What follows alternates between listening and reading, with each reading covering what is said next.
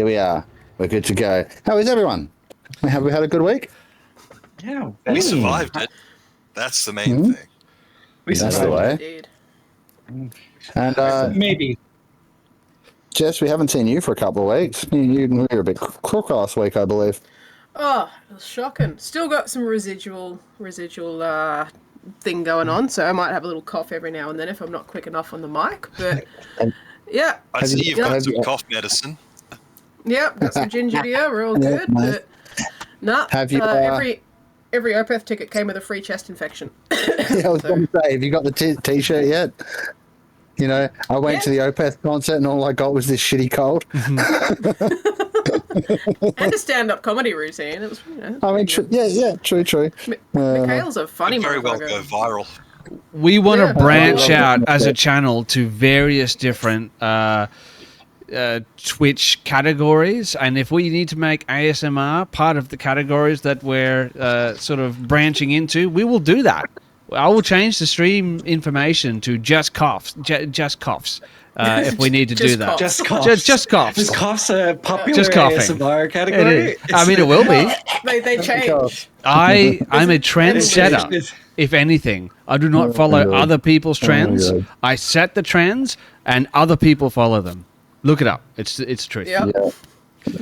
Yeah, And you might absolutely. capture people who are nostalgic for when COVID-19 was a big thing. Don't say that shit while I'm taking a drink.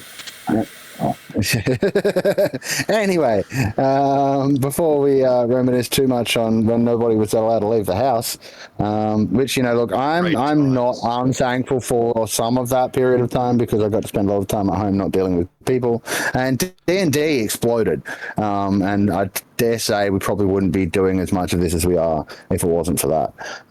But anyway, it was also fucking terrible. So let's moving right along. I believe I'm looking here. And I mean, I recognize everyone in the lineup, but I think some people at home might not. We have a guest tonight. Jake, how you doing, buddy? Welcome. I'm doing fantastic. I'm Wonderful. ecstatic to be here. Yeah. Now, new to playing D&D online, I believe, but not at all new to Dungeons and Dragons itself. From what I'm told and from what we've discussed, you are a bit of a dungeon master yourself. Yeah, some might say that. I've been known to sling the dice a bit. Nice. I've been involved in a few real world events for D&D in a professional capacity. Awesome. But yes, I'm just here to cause a little bit of havoc. Lovely. We like Havoc. Yeah, I think you'll fit right in with the rest of the crew in that case. They're all, And hats. you know, Havoc incarnate pretty much. Yeah, Havoc in hats. Yeah, basically. Yeah. Love it. You even brought your own hat. I was going Love to say, it. he's the only one in the hat. I'm the only one in the hat. It's only because I haven't had a haircut and I look atrocious. Fair. Okay. Right. Well, welcome. We will get to things as we do. Now, everyone else is going to have to give me a recap shortly. You won't have to do that, but when we do those, maybe you can give us a little backstory on your character. But in the meantime, Kiran, Yes. So can you perhaps? Oh, you already knew what you already knew where I was going. You take it. It's all yours. So do you like sounds? Because I do. Yes. I like those little vibrations in my ear holy holes. And you might be hearing some sounds right now. Those sounds come from our good friends at tabletopaudio.com. Tabletop, Certainly what do. you say? It's at tabletopaudio.com. Go to tabletopaudio.com for your ear hole pleasures. If you want ambient noise, if you want jigs or songs or delightful atmosphere, tabletopaudio.com helps you with all your tabletop audio needs. I like how we do that every single week, and every single week it feels like we've dropped it on you with like it's a surprise for you. I'm actually disappointed Tabletop Audio haven't reached out to Kiran yet to be their Right. official promo. Well, no, that's because he's our spruiker. They can't have him.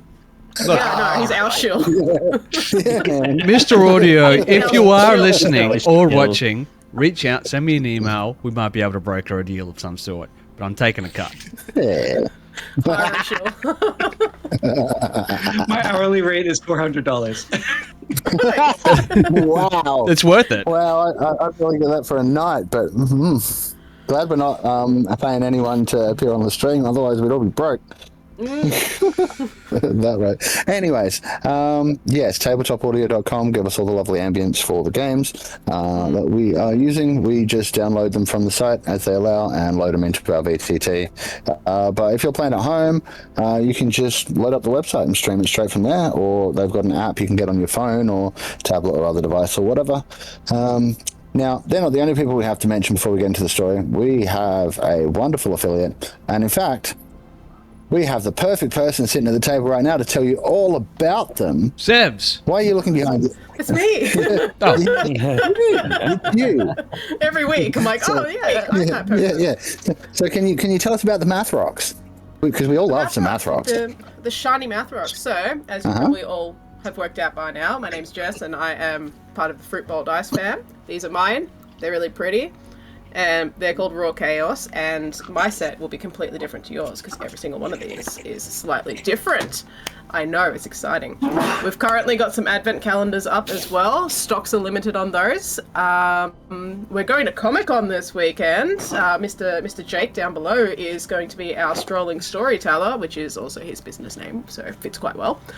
I'm going to have to cast Mirror Self or Invoke Duplicity or Clone or something, because I'm also going to be working at the Dungeons & Dragons Australia admin desk, so I'm going to be running between the two like a crazy person. Just get a simulacrum. I know. We'll put out a casting call right now. If there's anyone who is a lookalike for Jess, get in touch. Jess lookalike. That would be super helpful. And as a final thing, we currently have a competition up on the website. So if you go to www.fruitbowldice.com, up the top of the homepage is the Name the Dice competition, because we have a set of really, really lovely quartz dice, but we don't know what to name it. So we thought we'd put it out to the community. What that's going to look like is use the little form that I created on the page. Give us your name, the contact details, and what you think those dice should be called, and you'd be in the running to, 1, have some bragging rights, very important, and 2, win a $20 gift card. Now, tying this in neatly with Crit and Miss's own giveaway, which I'm sure we're going to cover in a moment, our one is also going to be, the winner of this competition is also going to be announced on that same stream. Crit and Miss, Vecna, Eve of Ruin on the 16th of December. Yes, 2 weeks. 2 weeks from now, yes. folks. And that one's not a random draw. We're gonna pick the one that we like the best. And there's already been some interesting entries. So I just put my submission in there, and for the people at home, they saw that as well. Amazing. Very nice, very nice. That's in our Discord if you want to go and get on that one, folks. We've got a channel to go and put in your coolest D&D stories and memories and stuff like that, I believe, for our one. Yes. Miss. Yes. That's right, and that segues right into our giveaway for the 16th of December. We are giving away over $200 worth of gifts. I don't know what you're thinking. There's no way anyone could give over $200 worth of gifts away completely for free. Yeah, I know you were thinking. I could see it in your face. That's crazy. I was reading your body language. Just before Christmas. I did an insight check. I rolled a natural 20, and I'm like, I know what Geoff's thinking. I know what Kiran's thinking. I never know what Sevs is thinking. But I can tell what the rest of you were thinking. You were thinking, no, there's no way that can happen. But we did it because I'm breaking boundaries. It's what I do. I'm smashing expectations. That's right. We are doing a giveaway of over $200. That's right. So head over to our Discord right now with the chat command exclamation mark Discord in the Twitch chat right now. It'll take you to our Discord channel. Share your favorite tabletop RPG or D&D experience. And you can go into the draw to win one of 3 amazing prizes. First prize being an advent calendar from Fruit Bowl Dice, valued at over $100. I think it's $150 right now. They're $150 now. $150 worth of dice. Okay, you can get that or one of two $50 vouchers. Sevs is displaying that up right now. And this whole giveaway is thanks to, of course, our amazing affiliate partners at Fruitball Dice, but Sevs as well from Chronicles of Chaos. So I just wanted to say, I want to take a moment right now to do a huge shout out and thank you to Sevs for organizing this and making this a reality for the Critverse. Thank you very much. I appreciate it. Reality's a lie. Oh. It's all a faction. It's all a fiction. It's not, reality's not there.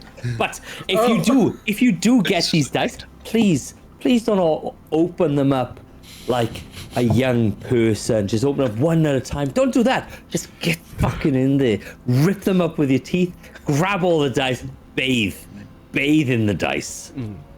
Please. One at a time. Resist the temptation to open them all at the same time. Do them one at a time. This is Open the top of the box, pull the tray out. this is like the classic Dungeons and Dragons alignment conversation. We have a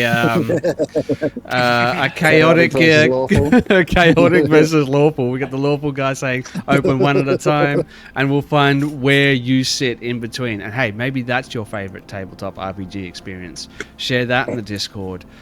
Doesn't matter. Everyone is welcome to get into the draw to win those awesome prizes. But time is running out. It's already the 2nd of December tonight, which means you only have 14 days left to go in the draw to win those prizes. So don't waste any time. I'm going to I'm going to recluse myself from entering the competition because I think I have the perfect response that's guaranteed to get me the win. But I don't think it would be fair. Put your money where your mouth is. Put your money where your mouth is. You think you're so tough? It's really just a gimmick though, because my favorite D&D experience, I'm just going to put a link to the channel here. And particularly to us. You son of a bitch. You son of a bitch. And your favorite tabletop RPG experience. Down with all of you all. It might be something that you saw on this very channel.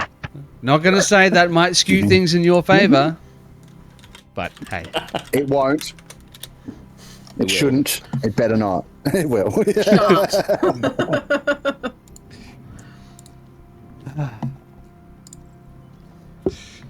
All right. So again, !Discord in the Twitch chat right now. Take it to our Discord channel. Share your favorite tabletop RPG or D&D experience. You can go in the draw to win some pretty amazing prizes. You can't have enough dice.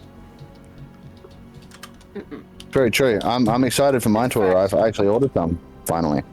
I'm still broken, but I was about to ask. Are they not yet. Anywhere nearby? They should be close by now, I would say. And on that note, look. just real quick, if you have a second, jump on Google, leave a rating and review for Fruitball Dice as well. Yes, that'll be do helpful. it. Yeah. Yes. Yeah. I'll do that as soon as mine arrives. I've already lived 3. I don't have my hands, right? You have. But yeah, no, apologies. Ozpost did away with the carrier pigeons, and they're now employed carrier turtles instead. Snails. So, Yeah, fair. yeah. No, it's fine. Look. I gotta say, if I remember the tortoise and the hare correctly, that's probably the smarter option. That is true. All right, it'll definitely get here. It might. Hey, that too. Love it. All right, so yeah, look, I've got a whole bunch of packages turning up at the moment. I just got an e-bike today. That was fun. That was my whole day assembling. Oof. Yeah, fun. It should be good. I got other bits and bobs coming for that, and a guitar and dice. So they'll all arrive when they arrive, and yeah, it should be fun. But without any further ado, we should get into the reason why we're here, and that's some Dungeons and Dragons, right? No. Yes. No. Well, I don't know if there's going to be much. Since when? What? Well, I thought that was why we got. No. Oh, okay. I thought we were playing Hello Kitty's role-playing game. A sunny day in Kitty paradise. That's the memo I got. The sunniest thing about this Dungeons and Dragons. To drop now? Well, look, There is going to be some sunshine for you to bask in. It will be in the form of a breath weapon from a solar dragon. Okay? What? Yep. Yay! Yep. That's what I remember from last week. What about you guys? Now, I know not all of you were here, so we will deal with that when we get to it. But who would like to make their first recap? Yes, you were. Anybody would like to go first? Sweet. Awesome. I'm going to play this pretty straight. I'm not going to play it from Leo's perspective. But the party has found themselves in the astral plane, which is the D&D name for space. We noticed a school of space whales and space sharks floating nearby, and we wanted to explore it. And we've been we tried to make contact with a space dragon, which is the ultimate predator of the astral plane. But unfortunately, the space dragon wasn't interested in conversing with us and has now decided he wants to eat us. Oh no, are we going to make it out alive? I don't even know. Yeah, love it. Thank you very much. Perfect. All right, now that means you get heroic inspiration. Go ahead and charge that up on your sheet. Thank you very much. Who would like to go next? I can do it. Let's go. All right. Okay. What do we got, Doc? Doctor's log. Still believed to be the 12th of Kythorn, 1493. Our journey through the astral plane has been a difficult one. I cannot seem to adjust to the particular motion of this craft. Qualek seems to have a direction to take the ship, and he seems to... What on earth are you doing, kid? What's that? Put that outside now. This is why I don't have a cat. No. Flower Child seems to have let a creature loose in my quarters. It resembles a seagull, but I can't be sure. For now, it's resting under Artoria's bed. Easier to let it lie for now. There's more noise from the upper deck. Those kids are up to something, I'm sure of it. I should really be supervising the pair, as no one else seems to have the time. Suddenly I hear Qualak reprimanding them for throwing something overboard. Sounds like he's got it. We diverted from our trip to observe some local wildlife. The creatures were large and graceful, but not without predators. A kind of dragon was closing in. I was informed that it's a solar dragon. Qualek attempted to parley with the creature. He seemed to attempt to convince the creature not to eat us along with the others. This was unsuccessful, and we may have to deal with this another way. And that's it. Very nice. Thank you, Doc. Hell yeah. Heroic inspiration for you. Go ahead and mark it off. That means we're left with Qualek and Flower Child before we get to those that weren't here last week. So, who's up? I'll go, mate. I'll go. All right. Look. Thank you. Right. Here we go. Flower Child can't really remember anything. It turns out that I own a ship now. You have to put this helmet on, and now you can run this ship. So this is my ship. I have called it. I actually don't know. The Wasp is a better name for it than whatever name this other person's thing. So what we're gonna do is we're gonna fly around this world. I don't know where we're going, and we're gonna go and find all the chickens, the worlds of the chickens. As Qualek wanted to throw me out into space and find all the chickens. We tried talking to a thing that made me hungry, and me and Leo picked it up and threw it off. Qualek, my second in command, was not very happy as I threw the box over, but you know, it's hard to get the correct help anymore. So I'm getting some funny looks off this other guy that we've had come in with us. He just kind of stares at me and tries to feed me, which I'm not against, because he understands I'm the captain now. So we saw these whales and we saw these sharky things. Sharkies are beasts. And then we saw this dragon out in the middle of nowhere, and I told my second in command, I was like, go and talk to that dragon, and he didn't do a very good job. So I now think we're in a little bit of trouble. Out. That's it. That's very nice. I love that. Thank you very much. Mark off your heroic inspiration. And I didn't use it from last week, so. no, so then. I just have to go and check something, but if you would like to tell your story, I know it's going to be good because it usually is. You'll get your heroic inspiration. I really need to phone it in So now then. Yep. and just get my heroic inspiration for free. Just silence. Just complete. Everyone just go complete silent for the next 2 or 3 minutes. Yeah, I just mean, if keep it you would silent. like. Tell the whole story in sign language. That'll teach them. No. I imagine maybe we fade up on a scene and we see dust floating gently, illuminated by these fingers of moonlight that are filtering in through the rafters of this warehouse. Now, this warehouse is built on the docks of Neverwinter, but there's been some alterations made to it. Up in the corners of the ceiling, you can see this complicated system of nautical pulleys, the kind of pulleys that you would see on like a galley or a ship, connected to these thick hemp ropes. And these galleys sort of control the roof, which can open up. And currently the roof has been opened up, allowing the moonlight to filter in from above. We can hear the sound of like a mechanical sort of winching sound. And we pan down and see Qualak clad as he usually is in this fine robe. An unpractically high collar, his beret atop his head, and he is maybe overseeing someone who is buried up to their torso within the hull of his spelljammer, Sweet Melody.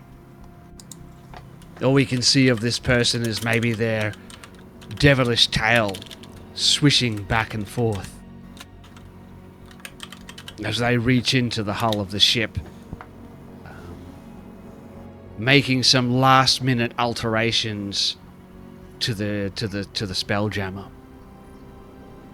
And Qualak looks up towards the night sky, and he's like, "You know, there was a time when all of the material plane was encompassed by the astral realm." Maybe Leo can hear the sort of muffled as he's like drenched in sweat and covered in oil and grease as he's doing all the hard work that Qualak just sort of relayed onto him that he didn't want to do himself. He's like, "Yeah. But that was a long time ago. You see, the gods, they thought themselves untouchable. They sat upon their metaphysical thrones and looking down upon us mere mortals with no empathy whatsoever. As this figure who called himself the Clockwork Tyrant rearranged all of creation into what he called the Great Machine." Maybe Qualak takes a long moment. Maybe he's smoking a cigar while Leo is doing all the hard work. Takes a long draw of his cigar. It lights up. And the blue-grey smoke swirls as it drifts up into the night sky. But then the gods found out that they weren't quite as untouchable as I thought they were. And that's why, Leo, they rearranged everything. Now, instead of everything being encompassed within a sphere of the astral plane, the plane of the gods, they separate all of reality. To travel from one plane of existence to another, now you must cross through the astral sea. A swirling void of silver grey dust. A time where space and time has no meaning whatsoever. Somewhere up there, sometime I will join them. I will carve out a throne of my own. And then everyone will see what Qualek was really Mr. Qualek. capable of. Sorry, I didn't mean to interrupt. If the gods are untouchable, or aren't as untouchable as they thought they were, does the same hold true for the devils?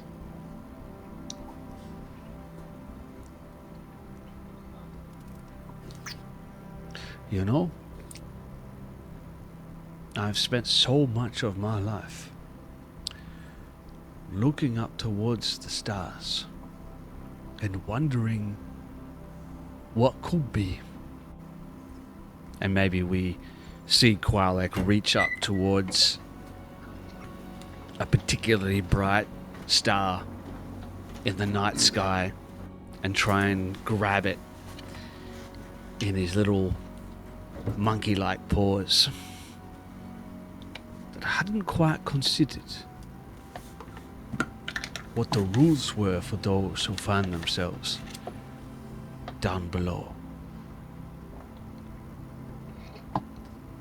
But it seems like you're on the precipice of something powerful, and that powerful could be used for a lot of different purposes.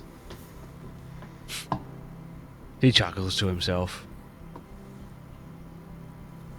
You know, in all this time, I hadn't really asked myself what it is I would do if I finally achieved what I set out to do. What about you? I know what I'd do. What would you do? I'd get all the ice cream in the whole universe, and I'd just have it. I'd just have domain over ice cream, every single bit, all flavors. Well, I guess there's something to be said. What aspirations such are that? Even like weird flavors, like poo. I'd have poo flavored ice cream. Why not? And Qualek chuckles to himself for a moment. And then maybe we see the look in Qualek's eyes go from someone who is thinking about what could be in a positive sense to someone who's thinking about what the repercussions might be should he make the wrong decisions. And I think that might be a good segue into tonight's episode as we find ourselves surrounded by these space whales and sharks and in combat essentially with a fucking space dragon. Yeah, it seems to be made of the sun. Very nice, by the way. You may have your heroic inspiration. Now, for those that weren't here last week, obviously I'm not going to require recaps. But, yes. For Artoria's part, she was kind of exhausted. after everything that went on. So she went and had a little nap last week while everything else was happening. Yeah. So she's been napping. I figure, like, my headcanon was, like, she's gone for her 4-hour meditate, has woken up and has started drawing pictures of her new family. It's not a great picture. It's basically like the equivalent of what, like, a child in kindergarten would draw, like, very boxy shapes, not very flattering, that kind of thing. And she can hear people sort of start to carry on upstairs, and she would think to herself, well, that's nothing new. I just got to put the finishing touches. And as people start to yell and talk about dragons and stuff like that, she's madly trying to finish the picture because she can't possibly leave it in the middle. Like, you've got to finish what you start. And eventually the sounds of roars and other, I'm assuming, battle-sounding sounds begin to... It's not quite kicked off yet, but it's about to, yeah. Yeah, she's getting that feeling, and she's like, she finishes the final touch on Qualik's eyebrows and puts the pen and paper down, looking very pleased with herself, and will scuttle up the stairs in her strange person. Just before you scuttle up the stairs, as you swing your legs out to the ground off of the bed, you just hear, ah! And look down underneath it. There's what appears to be a seagull scrambling out from under where your boot was and scurrying off up the stairs, up the ladder. Sorry, in the other room, heading back for the deck. That will scare the shit out of her. She doesn't like birds. Birds are terrifying. So she is going to scream like a little girl, full hands up, and then run up the stairs with like the hands behind, like just leg it up the stairs, screaming like a little girl. No problem. And so with that, Uncle Nicky, you'll probably hear the scream and then someone running up the stairs and realize that it's kind of dark. You're kind of wrapped up kind of tight in a confined space, but it feels like whatever's above you might give. Would you like to describe to us what we see emerging from the crate as you push your way out onto the deck of the Spelljammer, or the cargo deck, below deck? As I lift this up and shift to the side and hoist myself up, you will see a like a burgundy skinned tiefling. He's quite handsome, well, at least he thinks so. As he comes up, he's kind of rugged looking, but average height, dressed in very common attire, with a litany of musical instruments and accoutrements on his belt. As he will hoist himself up and be like, now, can a man get a little bit of a shut-eye down around in this place? What's all this about a dragon? And he will observe his surroundings and realize that he is no longer where he thought he was, which was in the back room of a pub, sleeping off the last night's antics. That he's in fact stowed away on a ship and is now in space. Yeah, you appear to be in the cargo hold. You can see through the portholes in the side, assuming there are some there, that you're definitely in the astral sea. There is a teleportation circle glyph inscribed in the floor where you are. Otherwise, this appears to be a storage space, and there's a ladder leading up to a hatch, which is where you just heard movement heading to and stuff. So you'll be able to move around and explore as we get into things. You may also set yourself up with some heroic inspiration, and we will get into it. I will need one other thing. I believe Jake and Artoria, could you both roll initiative to catch up with everybody else, please? I believe sure, it's but I do have a question. Just Jake's Is the fine. seagull en route to Just Jake's phone? Just Jake's fine. What? Sorry, is the what on route? What? Is the seagull en route to... Yes, Just like Jake? you step on the seagull, right? Here, where you are on the map. Through the door, I'm assuming, and up the stairs here at this hatch, and then he pops out just after that. So you'll probably be emerging up top here with these guys. Now, Doc, did you actually go above decks, or where did you go when you left the room? That's a very good question. I would have gone above decks to see what was happening, because I do believe I went up and saw the discussion taking place about which crates to throw overboard. All right, no problem. So you guys are all kind of crowded up on the top deck there at the minute, but otherwise, when we get to things, like I said before the game, you don't have to expend movement to move around the ship. It's only when you leave the ship we'll start worrying about that. Now, quick question. Now, so, Doc Hobble, you were going to be on the life support station, yes? That's correct. Right. Leo, you went propulsion, so that's the sails and stuff, so you'll probably manage them from the top deck here. Flower Child, what did you end up choosing, weapons or hull? I reckon weapons will be the best one to have, to be honest. Yeah, cool. All right, so that's up top as well, the ballista. Now, you don't have to be the one to aim and fire that on your turn. Qualek has unseen servants that cruise around the ship, and there's at least 3 of them can jump on the thing too. So it can be fired on, I'm going to say, the piloting phase. So Qualek, you can do the ballista fire, or you can have Flower Child do it, depending on how you want to roll things. You can also fire multiple times in a round if you have the 3 unseen servants do it in the piloting phase, and then if Flower Child gets some help, well, you can if I may, is there any chance maybe because how we generally do this is there is a piloting phase at the beginning of every round.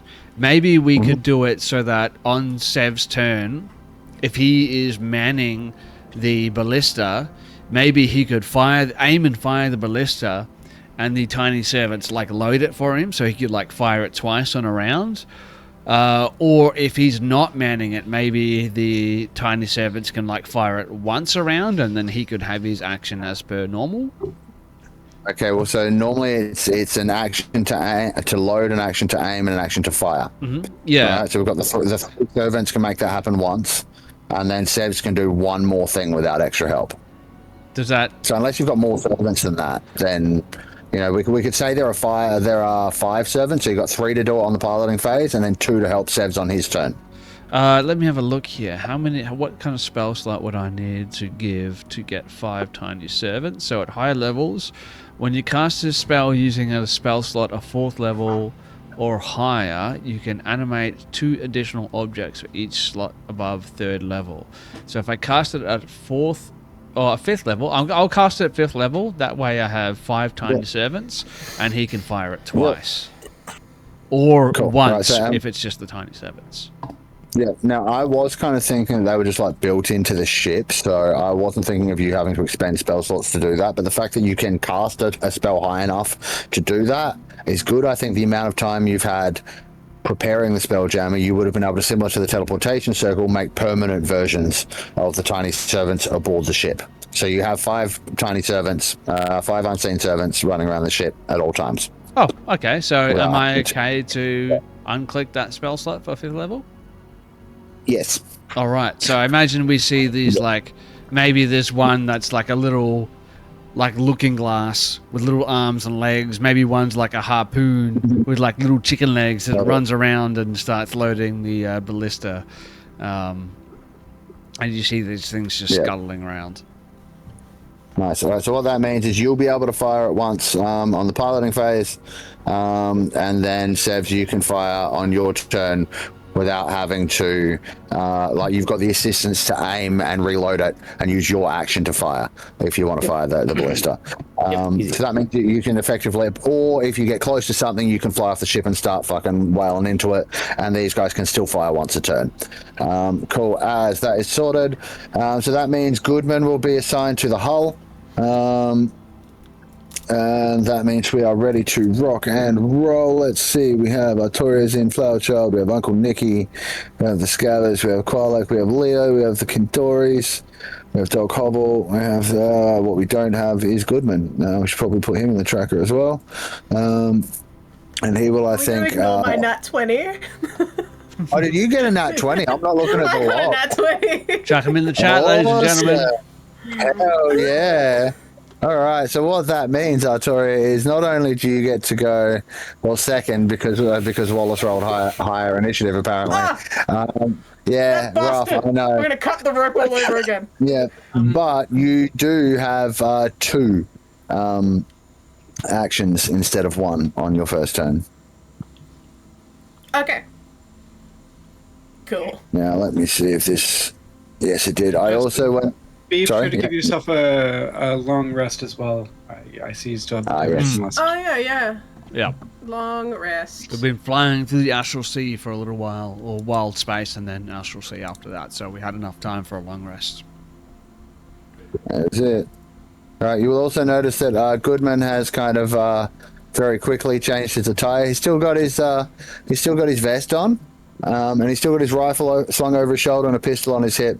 But he's now getting around in what appears to be appropriate shipboard attire, like the typical sort of like puffy white shirt and the slacks, the boots and gloves that are kind of appropriate. A bandana on his head, even an eye patch over his right eye, and he's got a scrubbing brush and a rag in hand, and he's been very busy scrubbing the decks, and he's sending into the hole. That's really But going to he'll fuck also up be his able depth to- perception, though. So he'll be like sweeping, trying Yeah, to like oh. sweep up a pile of dirt and keep missing it.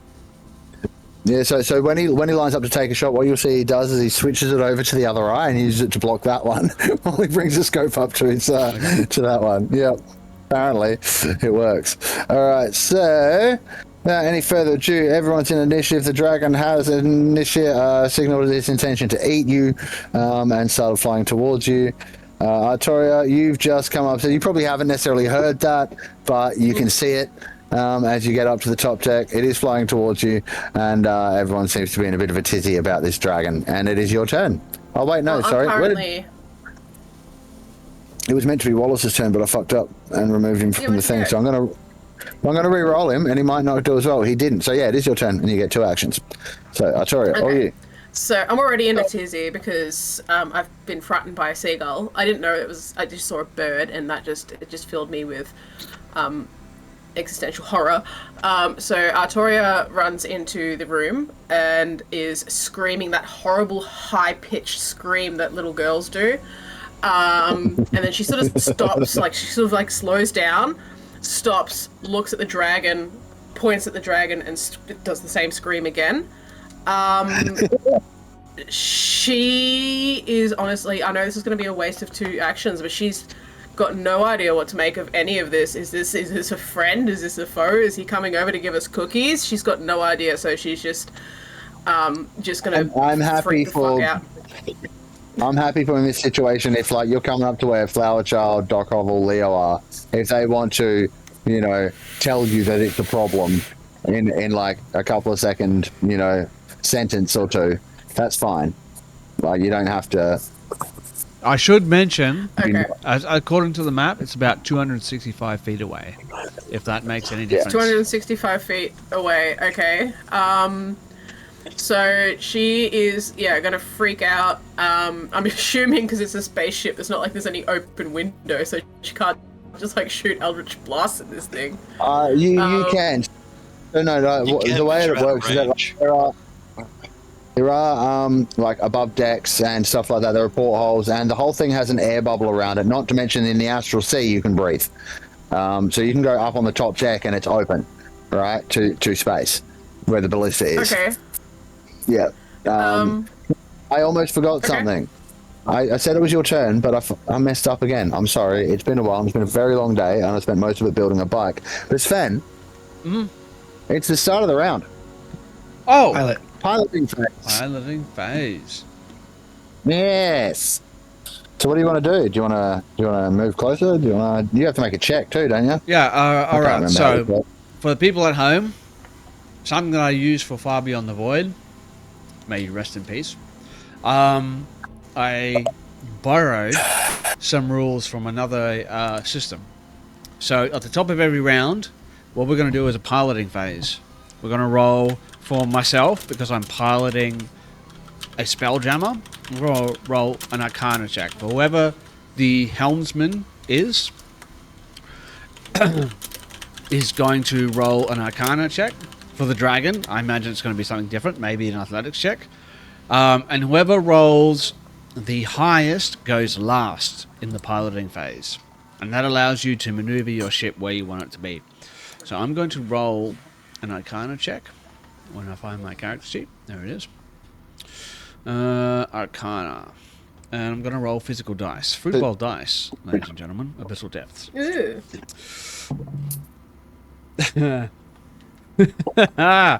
That's a natural 4, so that's going to be a 17. All right. The really handy thing is that your Spelljammer is currently the only vessel in the combat.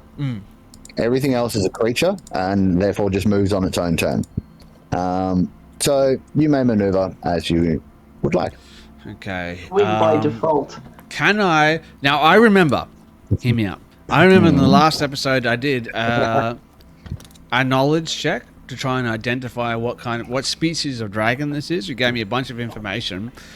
Do I know what the range, maybe, potentially, of its breath weapon is? I don't know if you're going to know specifics, but I will tell you that... You can say no. Let me just check something. Well, I will tell you that the further away from it you are, the better. That's all I'm going to give you.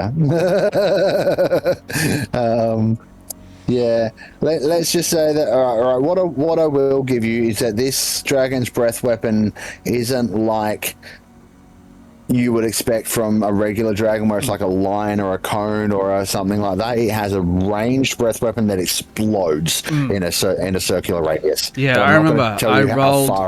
I rolled very, very high on that knowledge check, so I know it's not like a breath weapon that's like a cone or a line or whatever. It's just like a central point. It's a 30-foot burst.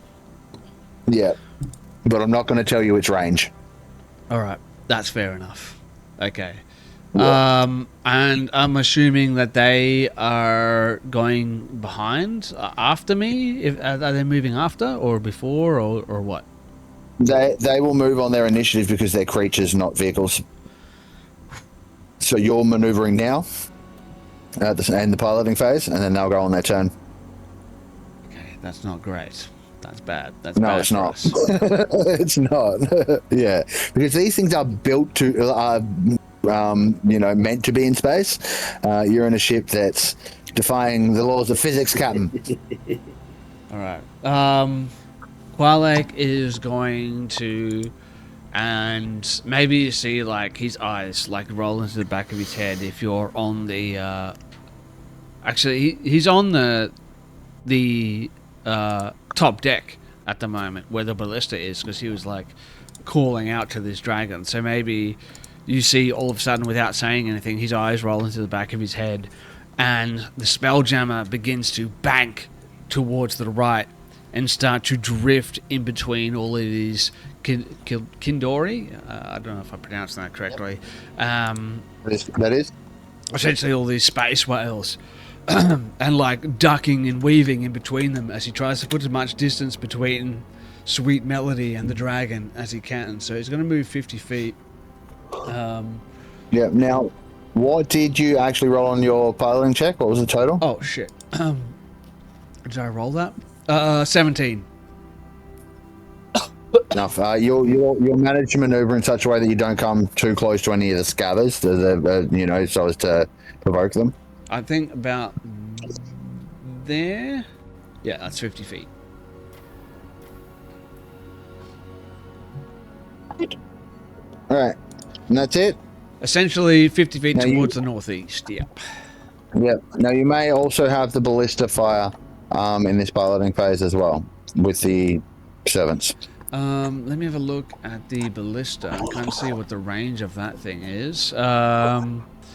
The range on that, what is that? 120, 480 feet. So that's going to be at a disadvantage. Long range. Yeah. Now, did you want to let Flower Child fire this one as well, since he's manning the weapons, or do absolutely? You want to do it? Flower Child, do you want to fire? Oh yeah, let's fucking do this. What do I have to roll? So it'll be disadvantage for long range, and it's a plus. What is it? A +5 or a +6 or 7 or something on there? +6 on that one. +6. There you go.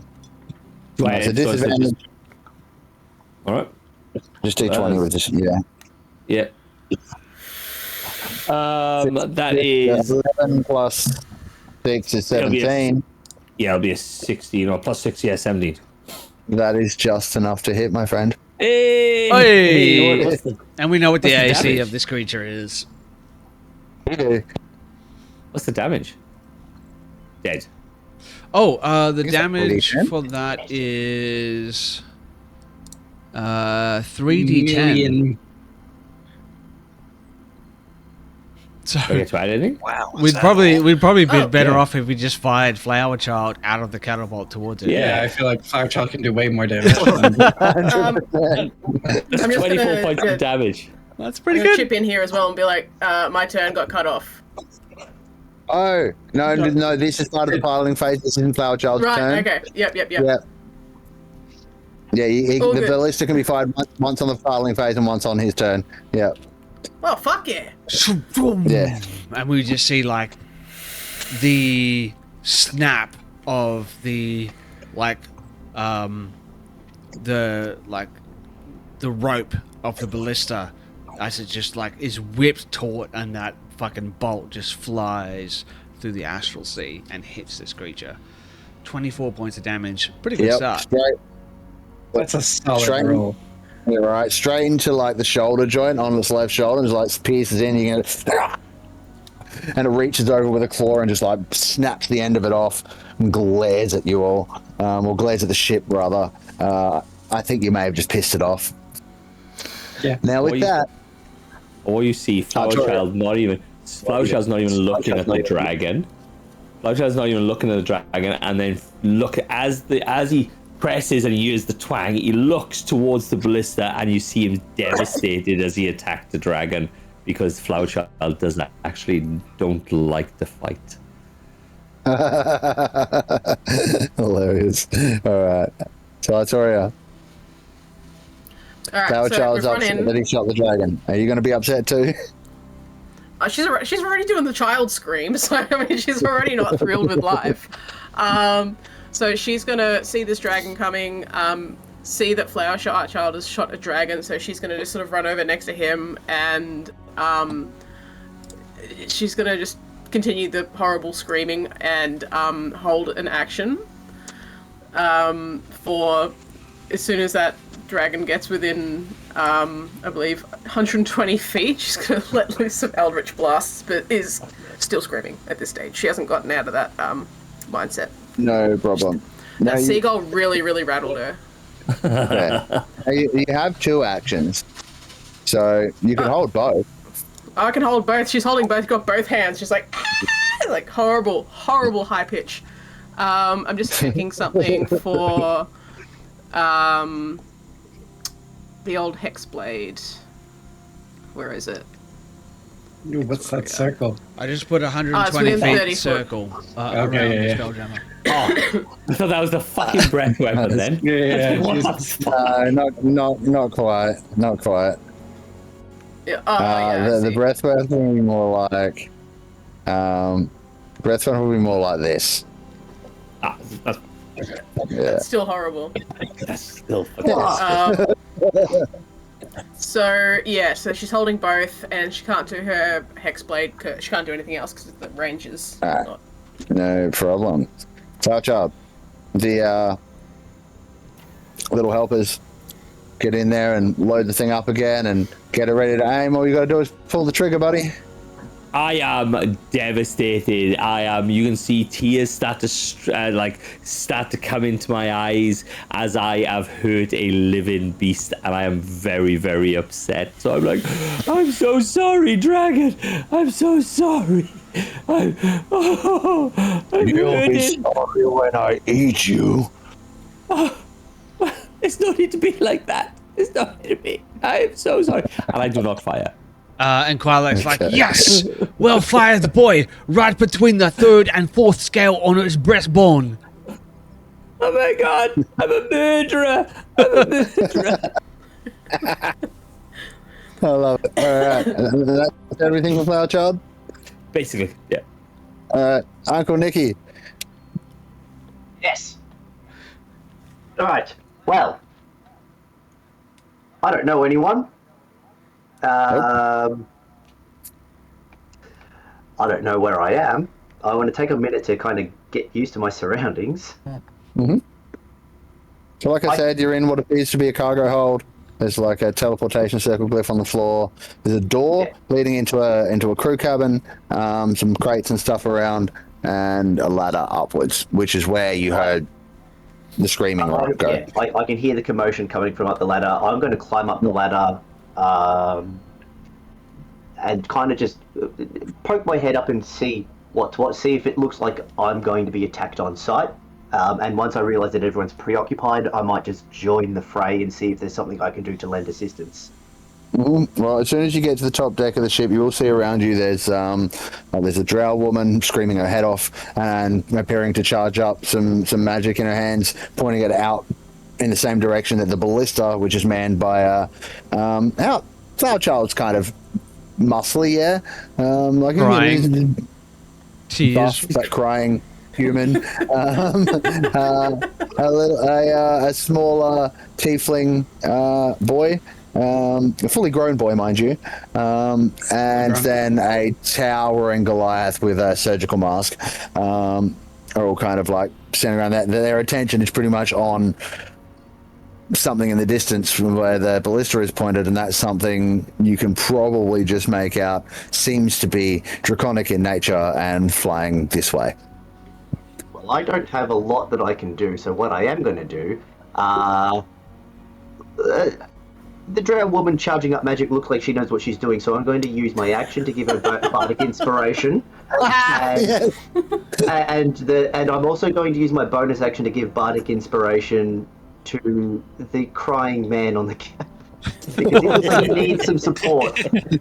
As I will just start. I'll pull out my fiddle and start playing a bit of a jaunty tune and try and. Who's playing music? What? Give these people a little bit of inspiration to be like, no, there ain't no need to cry. We can get through it. Just need a little bit of music, that's all. I think the perfect time. So the both of you will enjoy a D10 on your next attack roll, ability check, or saving throw within the next 10 minutes. And that's what I will do until I can suss out if there's anything more that I can do for now. What are you typing? Me? Bold of you to assume that Artoria knows what she's doing.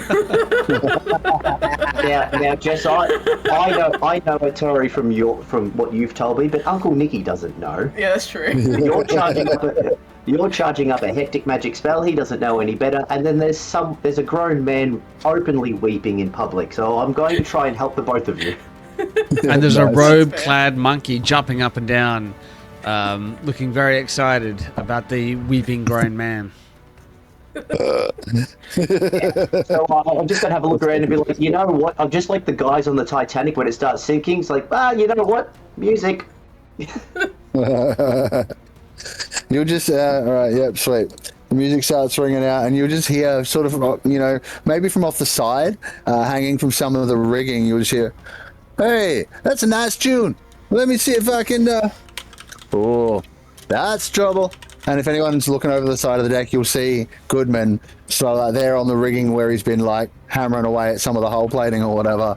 He slings out the rifle that he brought with him from Earth and lines up to take a shot at the dragon. Let's see if he can hit it. Kaboom. Well, it looks like he's maybe not quite used to operating in, what is wild space. So he misses his first shot. But he is going to then, reload. It's a bolt action rifle. And that'll be him. What can we do as a I'm bonus pretty sure action? he has like 7 shots in one round, right? No, Kieran. It's the classic thing when you hire the NPC into the party. When you unlock like the boss character in a fighting game, they become not as good. Yeah. But he does have a bunch of attacks if he's using his melee weapon or his pistol. But this is his big single shot rifle. It's like shoot, and it's reload 1. So he's got to reload it after he fires it the first time. So unfortunately, that misses. But he tried at least. That will be the end of his turn. We have some of the sharks. Now they've noticed the movement. They're hearing shit go crackety bang. Transition on one of these bigger ones, I think. How intelligent are these things? Not very. Not very at all. I think it's heard the shot. As much as the rifle is suppressed, it's still going to make noise, and this isn't space. Space is the astral sea, so I think sound still travels, right? Yeah, there's atmosphere.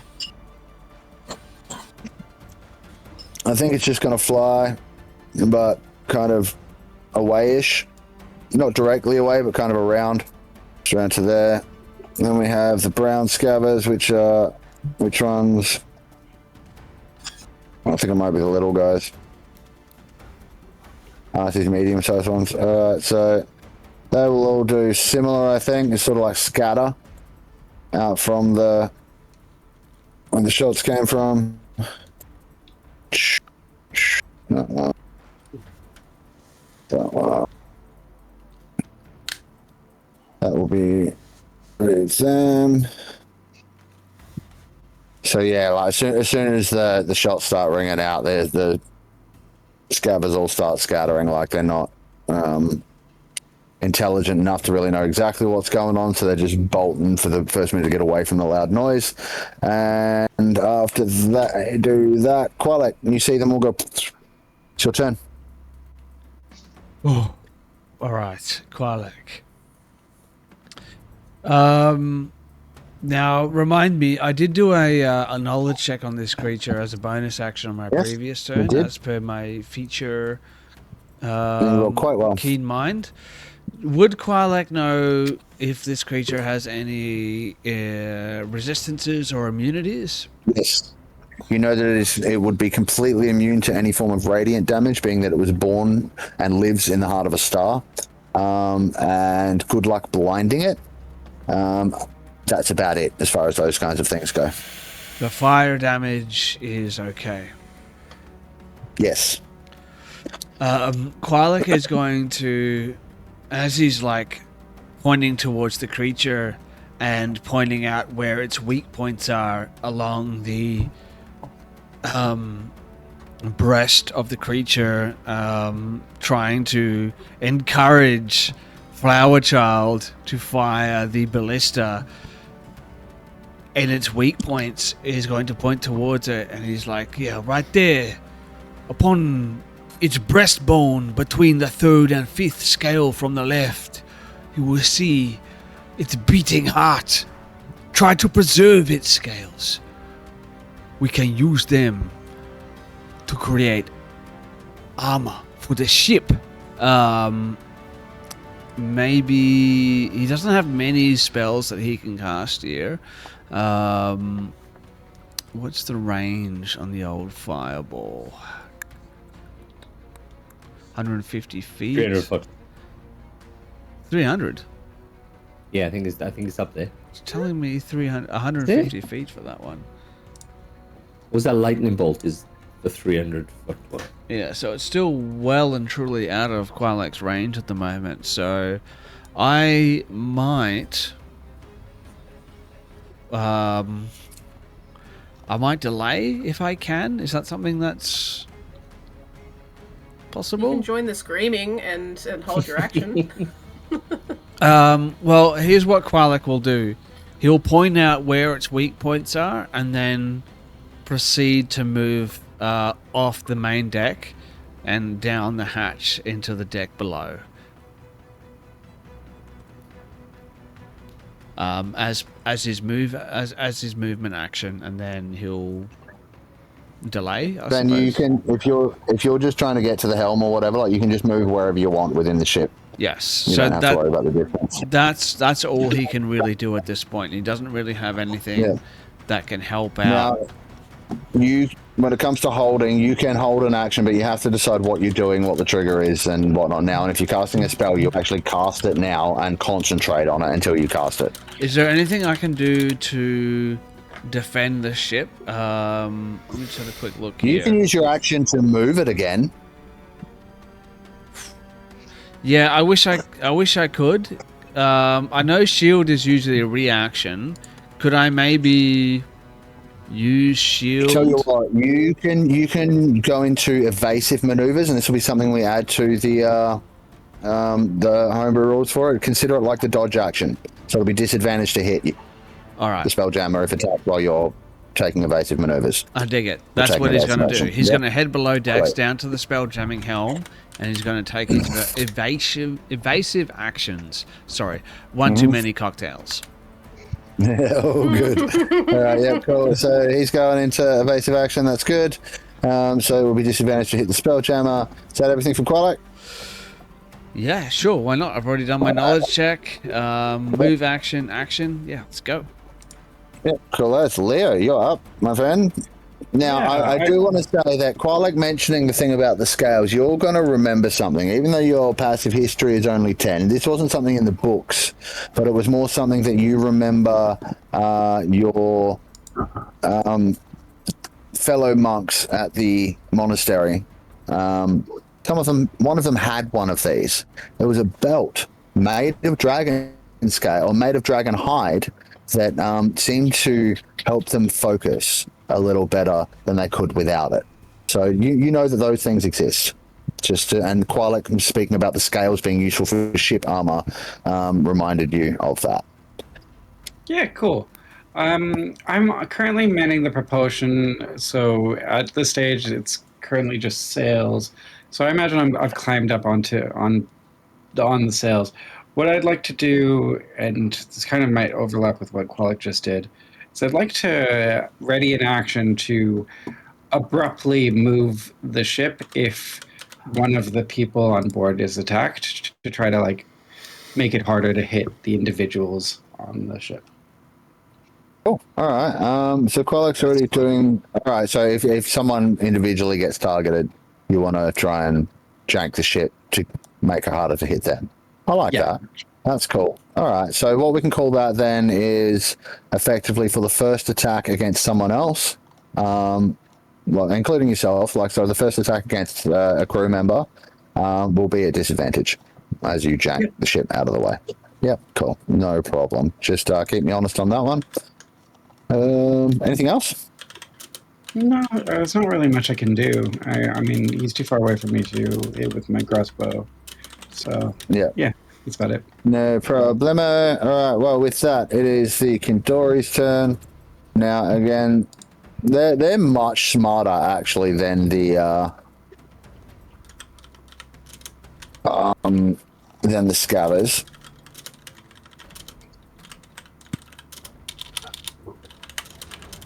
So I think they don't necessarily perceive you as a threat because they're aware of the dragon's presence. So they are also going to begin flying away from the dragon. Now, the thing about space whales is like they were moving quite slowly before, yes? Just cruising along, all of that. Now, when they get up to speed, it's almost like just with one flick of their tail and they're moving as fast as you would expect the Spelljammer to move, faster even. And so they all make quite good distance to get away from the dragon. Oh no, I planned a Pinocchio. Yeah. I can go to there. Do you need a roll from us to try and avoid them? Hey? Yeah, you know what? Give me a piloting check as they all rush past you, just to make sure you don't get caught in the, not necessarily hit by one of them, but caught in the what's the word? Slip? Wake?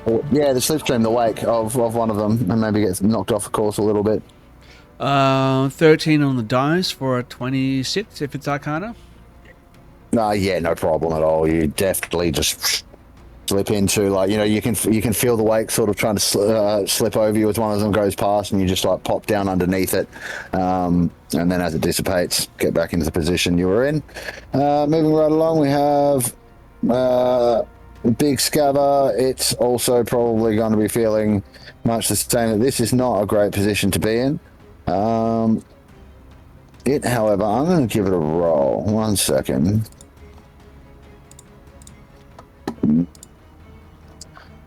Yep, no, it's not cottoning on. It's just going GTFO. In fact, it might go this way, sort of like both away from the dragon and the gunshots. With that, Doc Hobble, you're up, buddy. Hovel away. Mhm. Okay, so obviously, I can't shoot at it right away, but I do like Artoria's idea of being ready for when it gets close enough. So Mhm. I'm gonna hike my scalpel up to my shoulder, give it a dramatic click on the handle, Awesome. and I'm gonna hold fire with my Okay, here's a question. If I'm holding an action, can I fire all 3 times with my Eldritch Yeah. Blast, or is it... Yeah, I can? absolutely. Okay, Yeah. then it's Eldritch Blast. Otherwise, I was going to go Fireball. Yeah, no problem. Now, this doesn't matter so much for a cantrip because if it fucks up, you don't lose anything. But just keeping in mind for you guys that while holding the spell, it's considered to have been cast, and you are concentrating on that spell. If you take damage before the trigger, which is when it gets close enough, you will have to roll for concentration. But cool, though. So you're also doing that, which means it is now the dragon's turn. Yeah, does he get close enough? Well, let's see. Gonna go. It's going to fly straight towards you guys. And you can hear him calling out as I'm spoiled my hunt. You are the prey now. Let me Is your see. pants a free action? Yes. Yes, it absolutely is. Fantastic. I don't think crying Yeah. is though. It's, uh, I've been told crying is not a free action. No, crying is a bonus action, I'm afraid. We shall Legendary see action. who is the hunter and who is the hunted.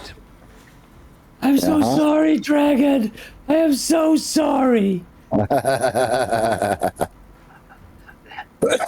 Oh dear. Yeah, cool. So it's it surges forward and then surges forward again.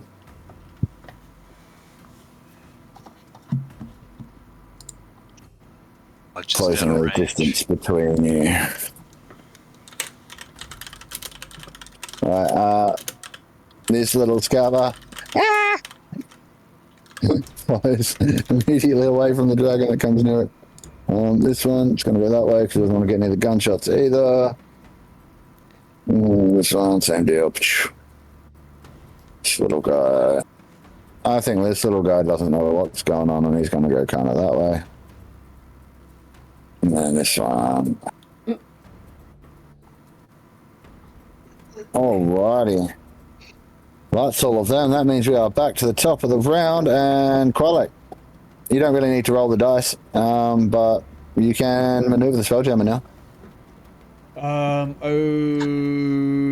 Okay then. Talk to me. We are currently, if I'm doing my mathematics correctly, 150 feet away from the creature. So, let me measure. 144-ish. 144. 41, 100, yeah, 140-ish, something like that. Is there a potential, possibly, because the reaction of both Artoria and Doc Hobble has not been engaged yet, could Qualek possibly move to within 120 feet, knowing what their spells are, and then continue to move away from the dragon? I don't see that being impossible So at all.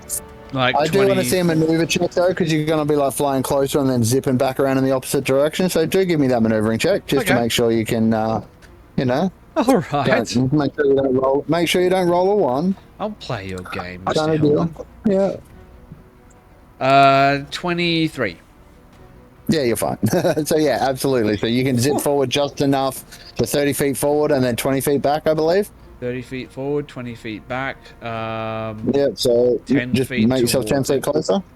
Yeah. Okay, so it's gonna... And then Artoria with 2 Eldritch Blast, sets of Eldritch Blast, and Doc Hobble with 1. Go ahead. Alright, it's dice time, baby. Yeah. I have to move it so that it's within... Which dice are you using? There. Fruit bowl dice. What? No, I'm using my... Your nice, rock chaos ones? Yeah, no, they're my favorite ones. I've Nice. claimed them. They are mine now.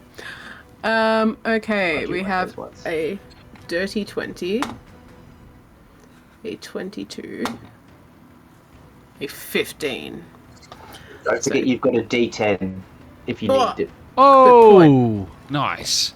from Bardic Inspiration. That's why we need a bard every single time. Everyone always needs a bard until they don't. Alright, so we've got 22, 22, and a dirty 20. Alright, they're all hits. And you haven't. For the first 3. Yep, they're all hits. Go ahead and roll the others while you're at it, and you can roll the damage together. Yeah. Oh, that's a nat 20! Woo! Yeah. Fuck yes! Gotta give it up. Oh yeah.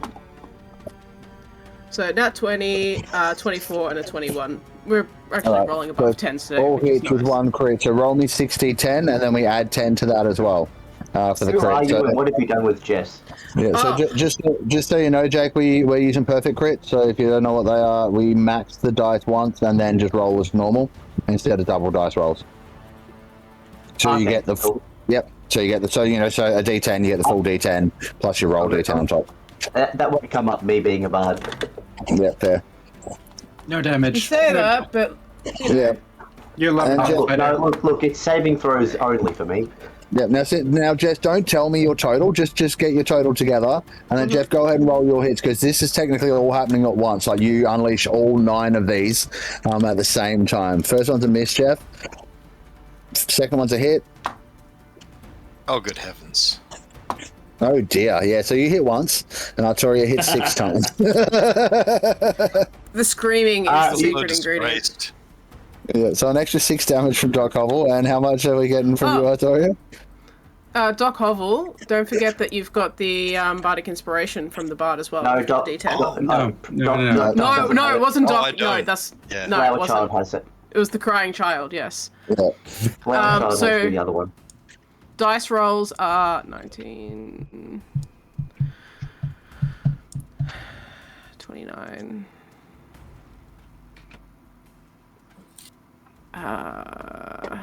Sorry, 19, 29, 30, 35. 35 plus the 10 from the crit. Yep, so 45 plus the 6 from Doc Hobble. 51 points of damage all at once. And it's dead. Blah, blah, blah, blah, blah. Sorry. Plus 5, 10, 15, 20, 25. Plus 30 for the plus 5s on the charismas on for each of those. Oh, yeah, okay. So minus another 30? Holy Ow. fuck. Minus another 30. Yeah. And it's dead. Wow. The dra- She couldn't have done it without fruit bowl dice. yeah, damn She couldn't have done it straight. without the screaming. These gentlemen. Yeah, the dragon roars in pain as all these blasts just strike it in the chest. So boom, boom, boom, boom, boom, boom, boom, boom. Now, question, Doc Hobble, is yours force damage or radiant damage? Force. Thank fuck for that. Yeah, I know, right? No problemo. So that checked happened. Yep. And then the Spelljammer withdraws some. Can I? It's at the top of the action that I'm allowed to shoot again. Am I? Is that what you can do? Yeah, there will be another shot as well. Yep.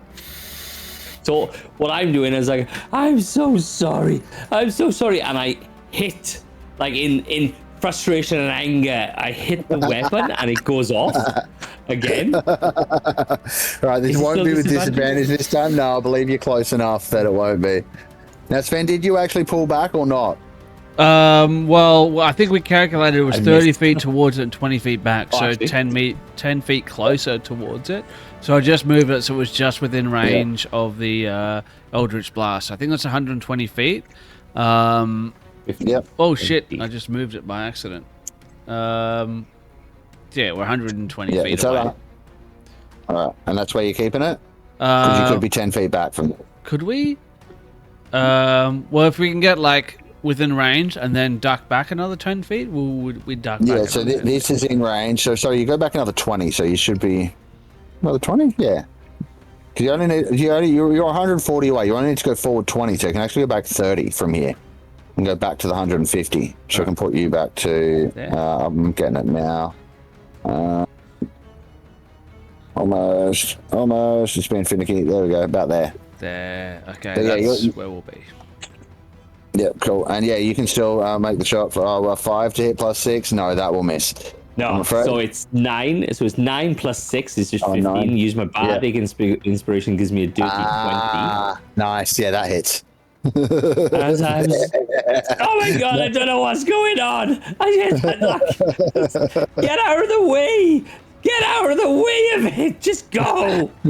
And this one goes straight into the other shoulder joint. And you can see this time there's a spurt of burning radiant blood just starts to drip out from the wound. You guys have fucked this thing up before it's even gotten close to you. And you hear Doc Hobble say, "Good shot, kid. Do that again." I didn't even try the first time. Well, before that, it will be Artoria's turn. Oh, yeah, that's right. So it is. Just gonna pull out the cheeky ruler here. Alright. She is not screaming anymore. Like, she stopped screaming after all those things hit because it's just like this flash of color and she's like, ooh. But what she is going to do is sort of realize, to snap to it, the bird's gone. Okay, we're calming down a little bit. You know, the tears of Flower Child beside her is like just changed the mood a little bit. She's not scared anymore now. She's just feeling a bit sad. So what she's gonna do is she's gonna look at this dragon that's coming towards them. Look around. She's gonna pull out her component pouch and pull out a pickled octopus tentacle and just sort of shake it in front of the window. And she's going to cast Hunger of Hadar upon the little fellow. Is that mine? Yeah, grabbing it, bringing it over. There we go. And she's gonna put it there.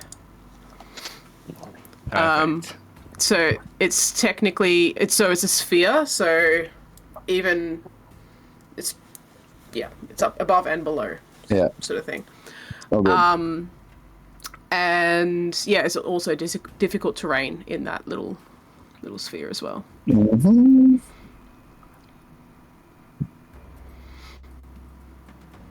Does it do something right now? Does it do something right now? No, but when it starts its turn, it takes some damage. And it is, I know it says good luck blinding it, but given that it's in a inky void of darkness that not even Devil's Sight can go through, I think it might be blinded. Not even Devil's Sight? No, because it's not darkness. No. It's literally the void. It's another dimension, basically. Yeah. Yeah. So in her mind, whether that's right or not, whether it's correct that it's blinded or not, that's thinks it is. Yeah. She thinks it is. Alrighty. I like it. I dig it. Yeah. Very cool. In which case, unless you have anything else.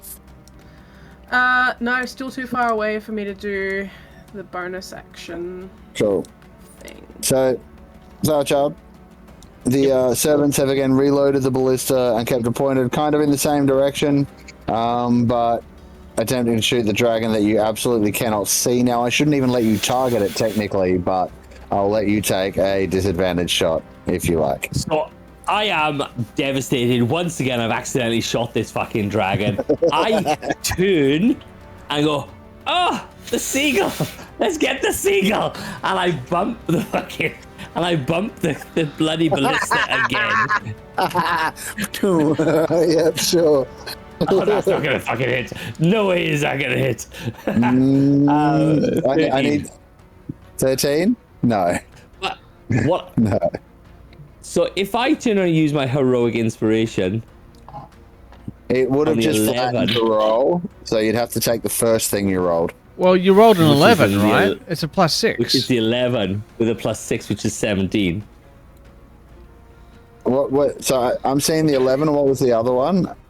Where's the other one? The other one was a 7. 11 and a 7. Yeah, rightio.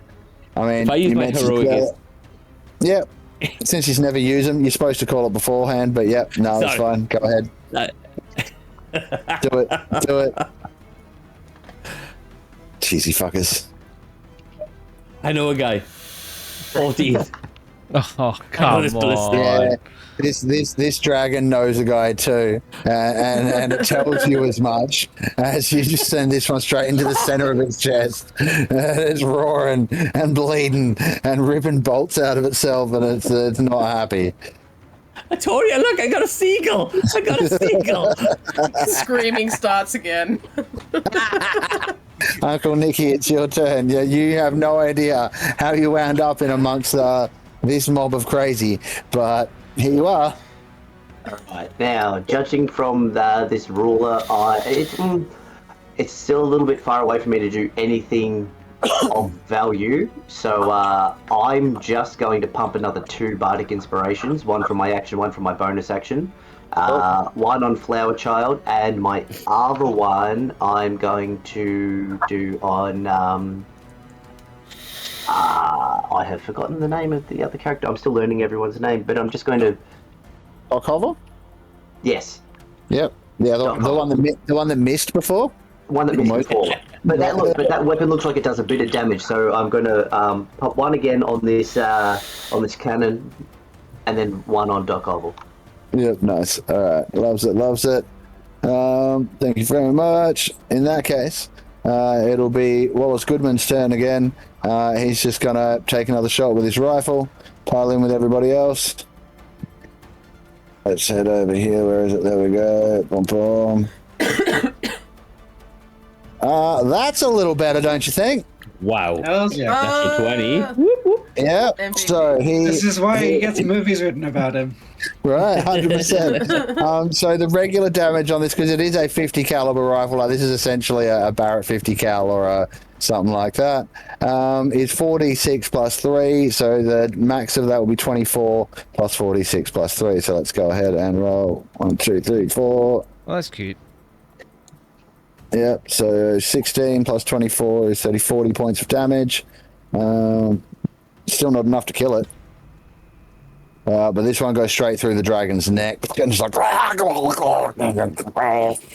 it's not looking great. And again, I'm not going to bother moving them, but the scavers, they're fucking scattering. They're out of here. There's a dragon here. That thing eats them. They're not keen. Qualek, it's your turn. Qualek's turn. All right, let's have a look here. 140 feet away from the dragon, if I'm not mistaken. Should be 150. 150 feet away.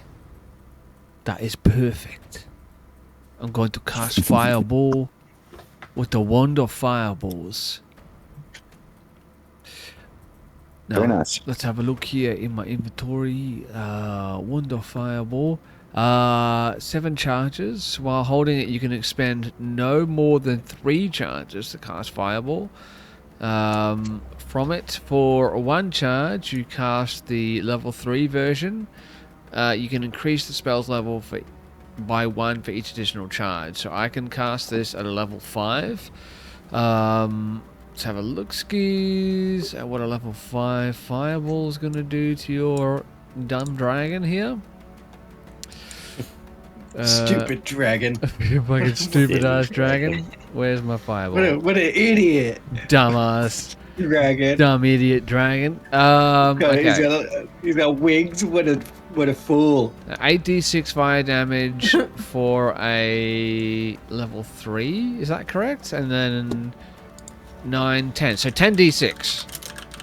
It needs to make a... What is it? Dexterity, I believe. Yeah, dex saving throw. Thank you. Against my Fireball. 20. 20.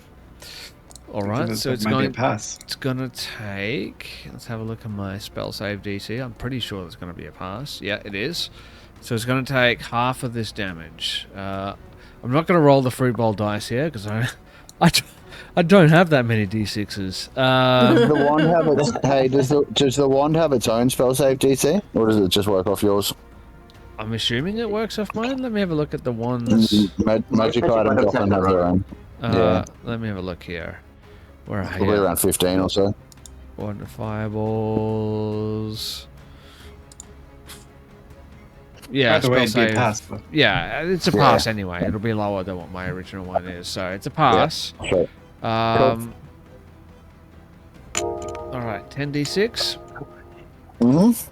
Oh man, what a bad roll. Okay, so 14 damage 14 applied. points of damage. Damn. Doesn't cost me anything though, apart from some charges from my wand of fireballs. Mm-hmm. How many charges did I say that son of a bitch had? So it's 7 charges, so I can do that again, essentially. Cool.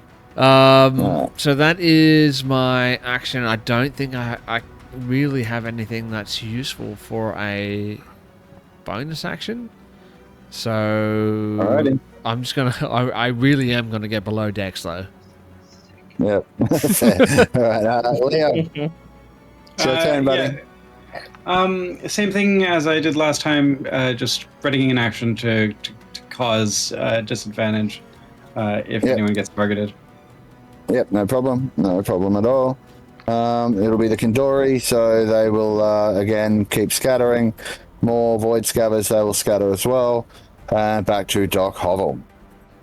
Last chance before the dragon gets another go.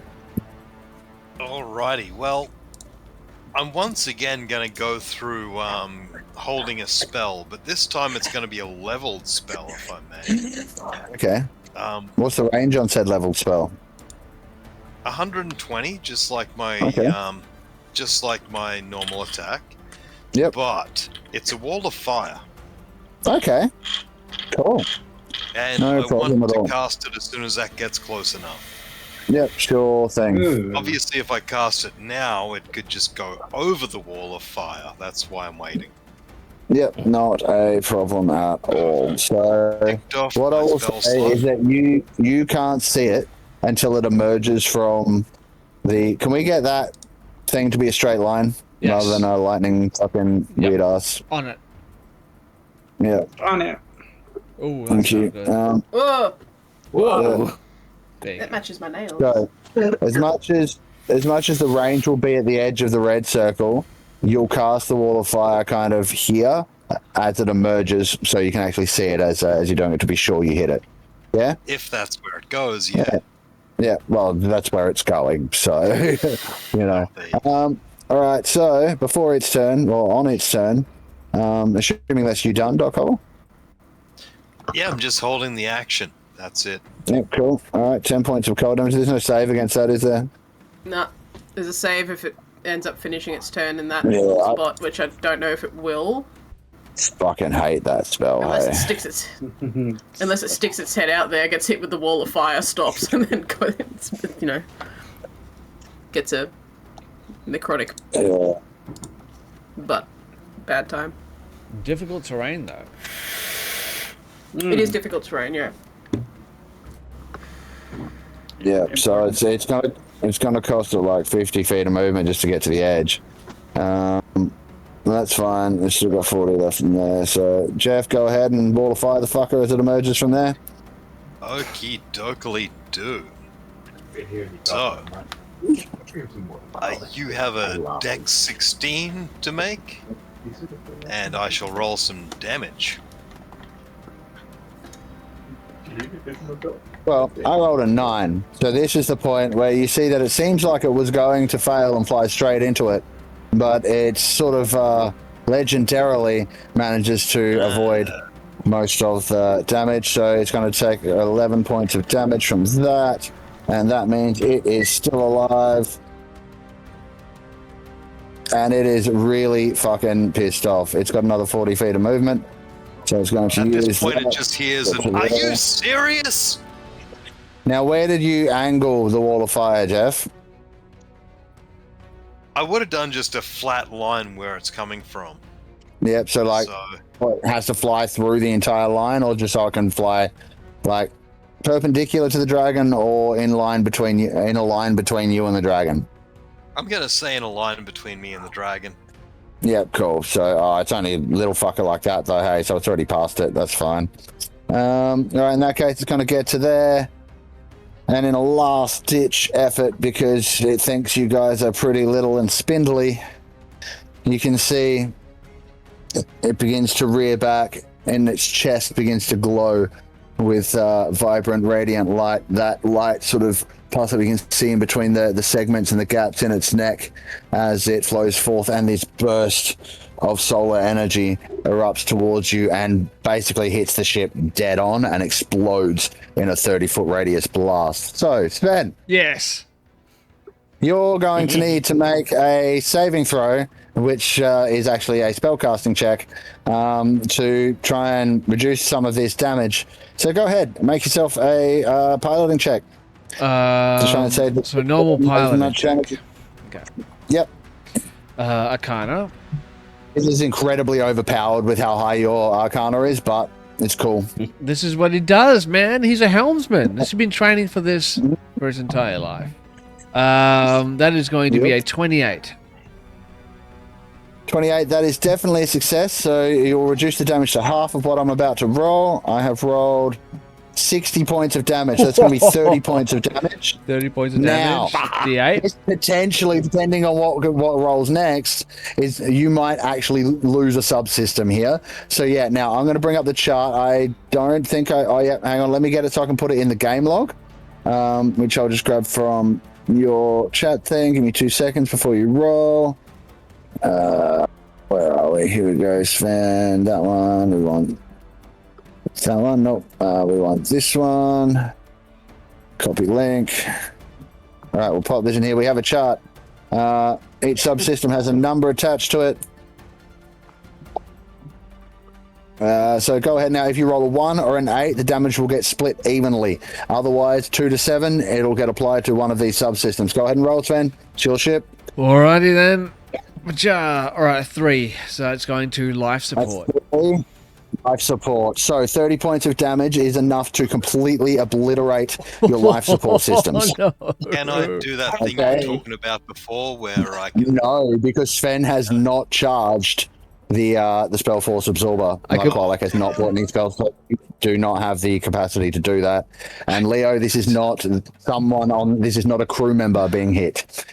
So now that the life support is reduced to 0 hit points, the air bubble and the gravity bubble on your ship completely fail. Fortunately, you are in the astral sea, so you don't need the air bubble, but there is no longer gravity on the ship. So all skill checks are now made by you guys with disadvantage to represent having to float around in 0G to get shit done. Yeah, so that's that. Also, let me see, because I think the other effects apply as well. So, yeah, so moving around the Spelljammer is more difficult. So if it comes to boarded, if you were to get boarded in this situation, everyone's speed will be reduced by 10 feet. And if you were in wild space and you needed to breathe, you'd have to make a Constitution saving throw every turn or take a level of exhaustion. But you're not. You're in the astral sea, so it's not quite as bad as it could be. But yeah, still not good. Still not good. If we want to make our way to Brawl, we're gonna have to repair the life support systems before we actually move. Absolutely. Yep. Now, fortunately for you, Doc Hovel, there wasn't any overflow damage. If there had been, you may have taken some as it exploded out of the life support system, but the system is ruined. But yeah, now you can attempt to repair it. I was going to ask that. That will either require on your turn going and getting some Spelljammer parts from the hold and then bringing them back to do the thing. I would say that might take a couple of goes, because you got to go and get them and then come back. It's like 2 lots of movement kind of thing. But you would then be able to make a repair check and repair the thing. Alternatively, if you have the mending cantrip, you can use that. It won't do as much as a skill check, but it will start to bring it back into functionality at least. Oh, I do. Not that anyone knows it yet, but I have the mending cantrip as well. Lovely. So what mending will do? Normally it will. I've got it written somewhere. I don't think it's in any of these sheets, but normally it will. You'll make a skill check, you'll use some parts, and you'll repair it in a amount of health based on like a healing spell kind of roll. In the case of mending, it is 1d8 plus your spellcasting modifier. So for you, Geoff, I believe it's 1d8 plus 4 when you cast mending. And you'll be able to heal the subsystem by that much. on your turn if you would like to. But that being said, that's what the Solar Dragon does. Blast you all with that. Rude. We will take the ship's total hit points on the screen down to 220 to represent the damage done. And then, yeah, absolutely. I would say so. Very. Gonna leave him a bad review on Yelp. No. Cool. And that will be the end of the dragon's turn. More scatters scatter, and we are at the top of the round. So piloting time. So ballista shot and movement.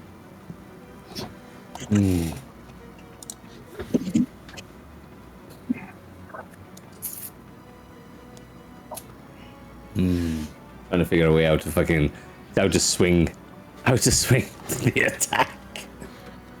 Well, we've lost gravity, so we're starting to go up. You're holding on to this. Oh yes! You're holding onto this fucking bird. Artoria's now convinced that the bird is responsible for this everything that's occurring right now. Also, as much as you didn't directly take any damage, this radiant explosion just rocked the ship and did that to it. So all right. So as my feet start coming off the deck, I have this seagull that's gonna obviously the seagull lives out here. Yeah. How fast does the seagull fly? Hang on, let me just bring up the stats for it. That is Mollymock. Space Mollymock. 50 feet fly speed. Oh. I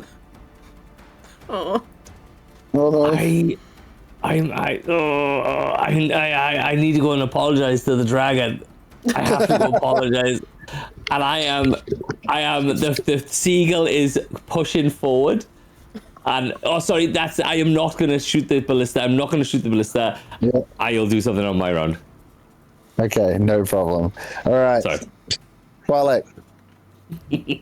Maneuvering? Alright, we're maneuvering the Spelljammer again, or is it my turn? Yes.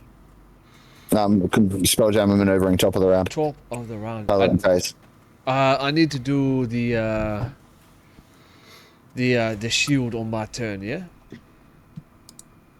Yeah. Okay. Oh no, that's piloting phase. That's what you can do. You do that on piloting phase. The spell force thing. Yeah. Is that a part of something that I can do as well as maneuver, or is it something that I need to do? Okay. Yes. Consider maneuvering like your movement, and this like your action during the piloting phase. Okay. I need to sacrifice a spell slot to do that. Yeah. Yes, and the level of the spell slot determines how many charges, so therefore how many times a person can absorb damage. You can also, on your turn, use an action to give your segment temporary HP from a charge. So, but it's only like 2d8 plus, I think your spellcasting modifier, or 2d8 plus something. All right. Well, I'm going to do. I'd like to do that at a 4th level spell. Huh? Cool. So there are 4 charges now in the spell force absorber. Alright, 4 charges in the spell force absorber, and then I don't need to roll an Arcana check because there are no one else piloting. checks. Okay, so we are currently 80 feet away. I'd like to move to exactly 120 feet away from the dragon, I think. Alright, so you're 80, we'll move you back 40. I'm onto it now. Okay, you do it. Yeah. Just this map's a bit fucking. There we go. Done. There. Perfect. Yep. Cool. Alrighty. That it? Yeah, I think that's all I can do. I've done the spell force absorber, and I've moved the spelljammer. So Sweet Melody's 120 feet away from the creature. If anyone wants to throw spells, they can. Blast. Well then.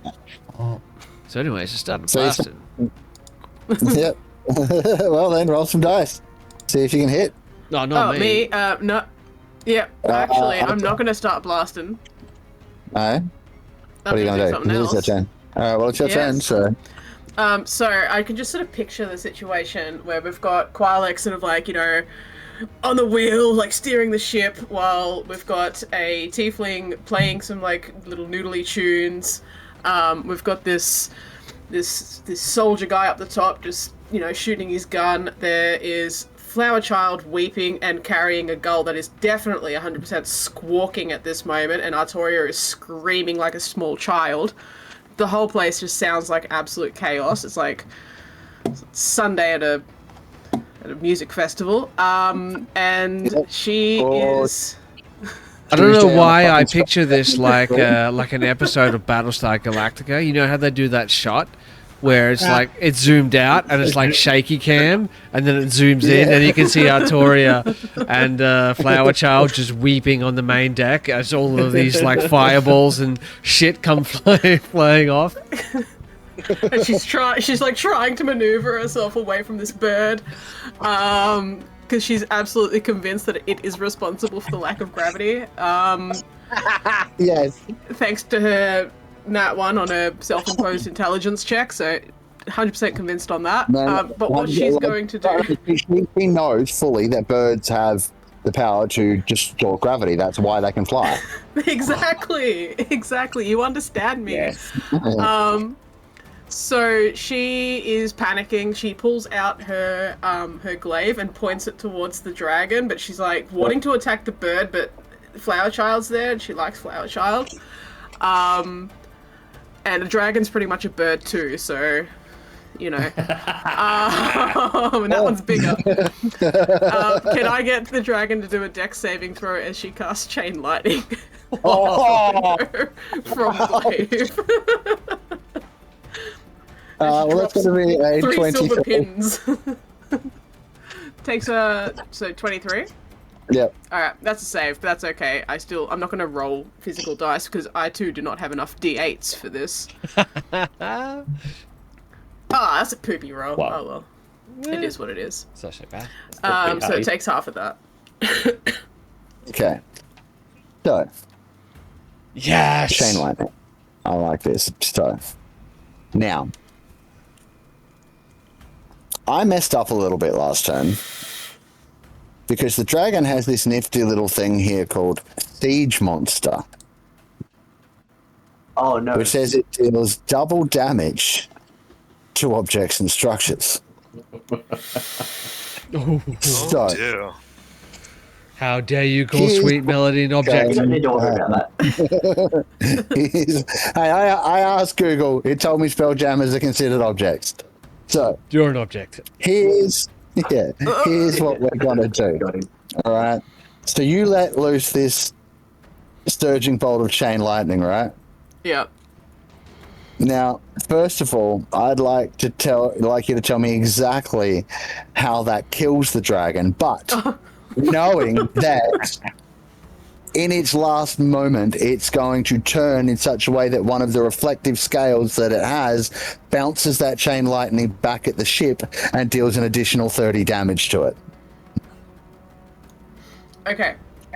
So, as already described, it's Manic Monday on the dance floor. The dance floor that is in fact the Spelljammer. Yes. Qualek is his knuckles are almost white on the steering wheel, trying to hold the ship steady. The bard is sliding across the deck, trying to play his beautiful tunes. You've got Flower Child. I don't know what he's doing with that bird, but he's sort of holding it out towards the window. Gravity has ceased to exist, and Artoria is beginning to float upwards. She tilts. She loses her balance because she's not very good at just existing. She's now sort of sideways, screaming in fear as this horrible rat creature is writhing in the hands of Flower Child, and an even larger bird is flying towards the ship. She doesn't know where Leo is. She doesn't know where Doc Hovel is. She panics. She pulls out the glaive, points it towards this horrible bird outside the window, and the lightning just arcs from her fingertips, runs down the glaive, shoots through this window, across the astral sea, hitting the the dragon, as you say, as it turns side on, and chain lightning doing what it does best, chains. And the next thing in its line is unfortunately the ship. As the lightning comes back, she realizes her folly. Birds must be immune to lightning because they fly in the sky. They are creatures of the clouds themselves. And as the lightning strikes the hull of the ship, she is now completely inverted, upside down, still screaming. I love it. All right, so Qualek, make me another spell piloting check to try and take some less damage. All right, fruitball dice, don't let me down, you son of a bitch. I like how you just fucked his ship up. Now, like, just so you know, you are kind of getting a little bit let off here because I'm letting you try and save against this effect again, even though this is meant to be the damage that it did to you before. But I'm going to be mean after this again, so go ahead and make your save. All right, I'm going to use my heroic inspiration, and I'm going to roll again.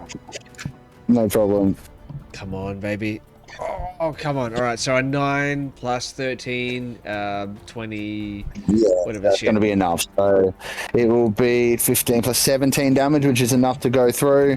So go ahead and roll me that D8 again. Rolling. I'm remembering now this is something we didn't discuss, but I'm thinking if you roll 3 again, it gets treated, with the life support, it gets treated as a 1 or an 8 and just gets spread among the remaining systems. You're not going to believe this. What? 3. 3? So 17 damage gets split between 1, 2, 3, 4, 5 systems. So we'll call it 3 damage apiece, and the rest can just fucking, it's only 2. So each other system takes 3 more damage. We're 2, fine. 3, 4, 5. Yep, you are fine. And then I'll take another 15 damage off the ship. Cool as. Boom, boom. Now, how many times, Artoria, is Chain Lightning supposed to jump? Oh, questions. Questions of the year. So many questions. 3. 3. Oh, shit. Okay. So, Doc Hovel, being that this actually did hit the life support system, and then, sure, the damage dissipated out, I need you to also make a dexterity saving throw, please, as the third jump comes straight out of the life support system towards you. It's advantage, isn't it? That's what? Disadvantage because there's no gravity? Yeah, absolutely. Yeah. Okay, here it comes. Oh dear. Not very Yeah, good. so you're going to take 35 points of lightning damage as this just goes wham straight into your chest and throws you away from the console and into the wall at the back of the room or whatever room you're in. And that is how a defibrillator was invented. But with that, folks, the dragon is most certainly dead. You can see that after a few moments, the Kindori begin to slow down and start to make their way back together. But the Void Scabbers have all started to make a beeline for the floating dragon corpse. Would any of you like to do anything about that? Well, Qualek certainly does. He wants to. He wants to salvage the scales and the wings of this creature in order to make upgrades to Sweet Melody. All right, so you might. Sorry, let me just say, you might need to fight off some Void Scabbers to facilitate that. So we'll stay in initiative. Questions? Would I know that we want to harvest? Would I be able to piece together? Because I think I'm next. I mean, look, issue. I would say you're close. I would say that you would know that dragon parts are valuable, and as much as you barely know these guys, they appear to be the crew of some kind of ship. I haven't So they picked me up probably yet, like so I'm valuable. gonna... Yeah, all right. I would Just so I probably know what to like do with my valuable next turn. things, so you would know that it would be a possibility, at least. Yep. All right, cool. Sevs? As we feel the ship start turning around, and I go, yeah, we have to go say sorry. We have to go say sorry to this dragon. We've hurt this dragon so much. We didn't need to, I don't I think. think it's a bit late for that, kid. I'm sorry, but Bring it the back. dragon's gone. No, I've seen you bring stuff back before. I've seen you do miracles. This isn't the time for a miracle, kid. I'm All right, sorry. so- I've seen you. Let's get some gold. Is in one of these boxes. There'll be a gem in one of these boxes. You can't revive birds. They're demon creatures. I love it. All right, so Artoria, were you done with your turn? Oh, you have, yep, okay, no problem. Flower I'm Child. gonna use my bonus action to cry. Okay, no problem. Has the ship moved yet?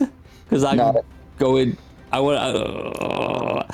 trying to hold on as we move. I am going to hold an action. No. I am just struggling with this bird.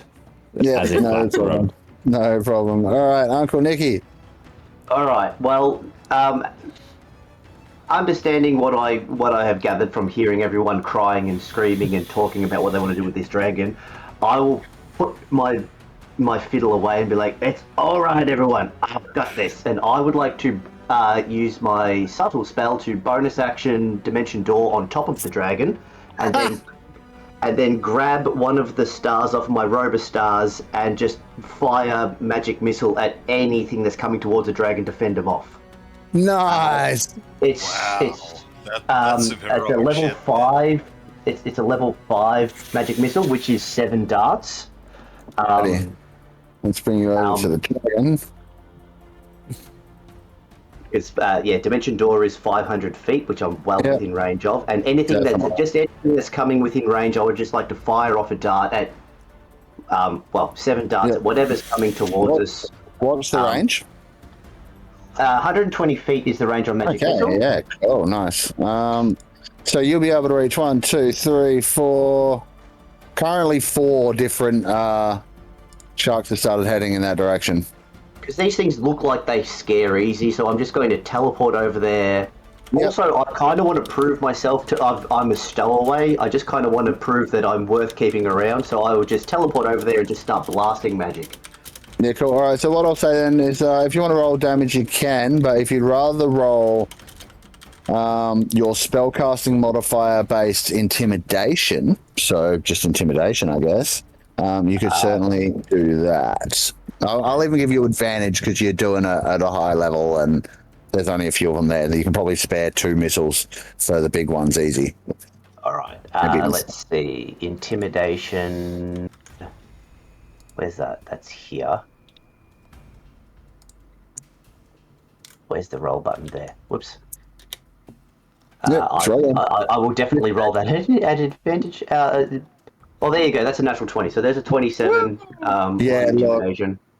So you guys see this tiefling that's been playing the tunes just like open a dimension door, step through. You see a little over on top of the dragon, then and like these 4 sharks that are on approach all get blasted.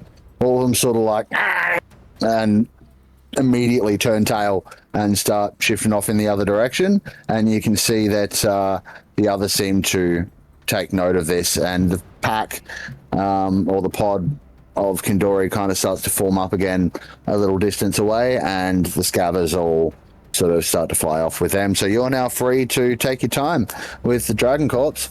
So we can go out of initiative here, and you guys are free to roleplay as you wish. I will now like to cast Thaumaturgy so that I can boom my voice and be like, "Oi, come pick me up!" I'd like to cast Mending, for obvious reasons. I'd also like to do a tie a rope around one of the sails and like swing around in like a heroic pirate fashion to catch Artoria before she floats off into nothingness. Nice. I love that. She's upside down, so I figured that when the gravity turned back on, I'm like, oh dear, I'm gonna have to roll some damage. Well, yeah. So you said you cast Mending. That's right. All right, go. So roll a d8. Rolling a d8. And then we'll add 4 to that. And we'll add 4 to 7, making it 11. All right, so you managed to restore 11 hit points worth of damage to the life support system. So that's still not enough to restore any functionality. And you can't just keep casting Mending after Mending after Mending. I looked at the rules. I think you can do it like once an hour or something. So it will, if you want to continue to cast, like to do it via Mending, it will take you probably another hour at least, maybe 2 to get it fully operational. I've got in mind. On cast Mending, it's an hour before I can do other Mending. great. That's lots of time to go and get parts and come back and put parts in place and spend maybe an hour doing that before I cast mending again. No problem. Now, Sven, I assume Qualek brought some repair parts in the cargo hold? Well, that's what I was going to ask you. How many parts do you think Qualek would have? Now, I imagine because we were on Toril when Qualek was... Also, how many did did Flower Child throw overboard? manufacturing this thing. So parts would have been pretty rare for him. I'm willing to roll. Maybe we roll a d10 and find out how many parts he actually had. All right, and what did we decide for how much each part was stored? Was it like, it wasn't just 1-for-1 hit points, right? Like, the way I kind of imagine it is we roll a check, and that check will be up to you to decide what we actually use, and whatever we roll is the amount of hit points we actually restore to that subsystem that we are trying to repair. And we'll say you use one amount of one unit. Yeah, for every time we roll, we use one repair component. Right. Yeah. Cool. And so I think what I ended up wanting to do with it was like, let's see if I can find it here quickly. Maybe just use what the subsystem is. Like, I think it's medicine for the yeah, I'm thinking that life support. There's something about here it was. So, oh no, that was that. Would you like me to roll a d10 to find out how many parts that we have? Or? Yeah, do that. Okay. For now. All right, let's roll a d10, Zo. I think that's what this is. Yep. I found the other stuff too. Yep. 9. So how many do you have? 9. Cool. So you have 9 parts. So easily, Doc will be able to grab a part. All right. So here is how I wanted to do it. So, Doc Hobble, you'll make the medicine check. And there is a DC to succeed, and there's also failure and critical failures. So we'll see what happens with that. Now, are you using the scalpel as a tool? Oh, I can. If I can, I will. Certainly can. Just don't fuck it up. So, with the amazing shape-shifting power of this thing, I'm just imagining the bottom of it can just turn into a wrench-like device.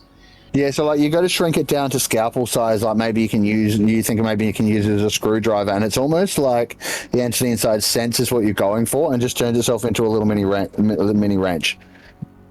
Okay, well let's do this with advantage. Yep. And here it rolls. Oh wow, that's pathetic. Oh wow. So an additional 10 HP. Oh, I've got that. No. So yeah, go ahead and roll that, because otherwise this is going to be a critical failure. So no, Sven, it's going to be something different. I had a little thing, and I found it. So he still does have bardic inspiration if that counts. Yeah, so it does. So you can use that now, Geoff. So I was gonna. Add that. And I would advise that you do. Otherwise, it's gone. Yeah.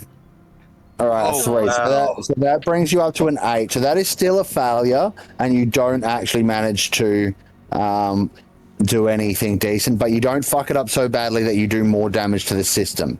However, this hasn't happened yet, but you used your scalpel / multi-tool now to make a medicine check with advantage, and one of them was a nat 1.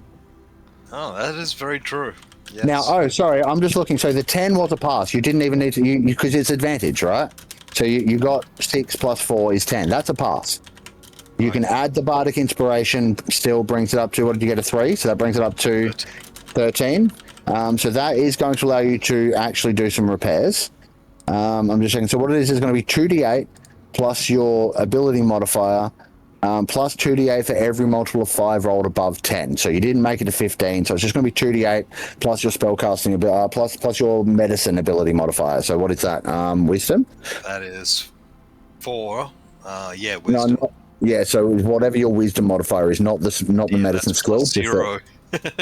Okay, cool. So just 2d8. You'll restore 2d8 from doing this. Yeah. Come on. 8. Yay! Cool. So you restore another 8, which, what did you get before? 11. 11. So it's now up to 19. So you have restored some function, which is cool. Let's see here. So now you're above 15, so the disruptions to the air bubble aren't there anymore. So the gravitic fluctuations are still there. So basically moving around on the ship is a bit slower, but otherwise you're not at disadvantage on other checks and blah blah blah. I should have probably had you with that anyway. But the fact that you rolled a 1 on this medicine check, now it's not going to have quite this effect I had intended, because in fact, you know what? I think it is.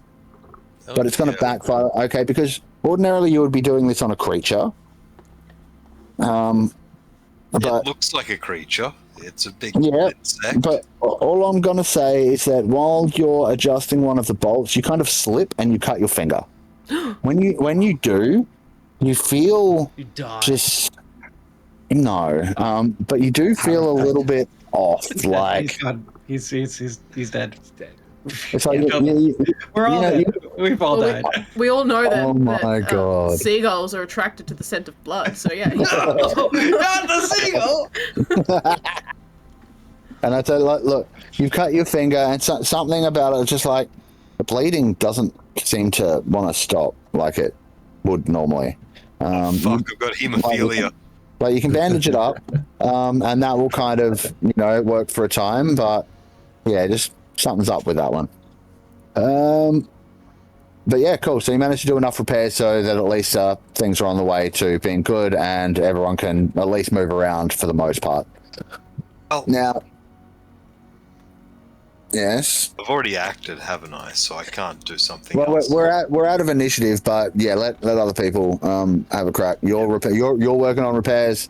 Everyone else, I assume, is working on the dragon or whatever else they're doing around that. So what do we quite like? Well, I imagine too, like, while he's working on the life support systems, he doesn't quite do a good enough job in order to restore the gravitational effect. So his scalpel slips, he cuts his finger, and maybe we see the blood start to seep from the tip of his finger and start to float up into the air. And he's looking at it as it rises up in tiny little crimson globules that float in front of his eyes, almost like that one Star Trek movie that I don't know which one it is. That was Star Trek 6, I believe, The Undiscovered Country. Speaking of Star Trek, I was hoping one of you was going to say that I'm not doing well enough so that I could say, damn it, Jim, I'm a doctor.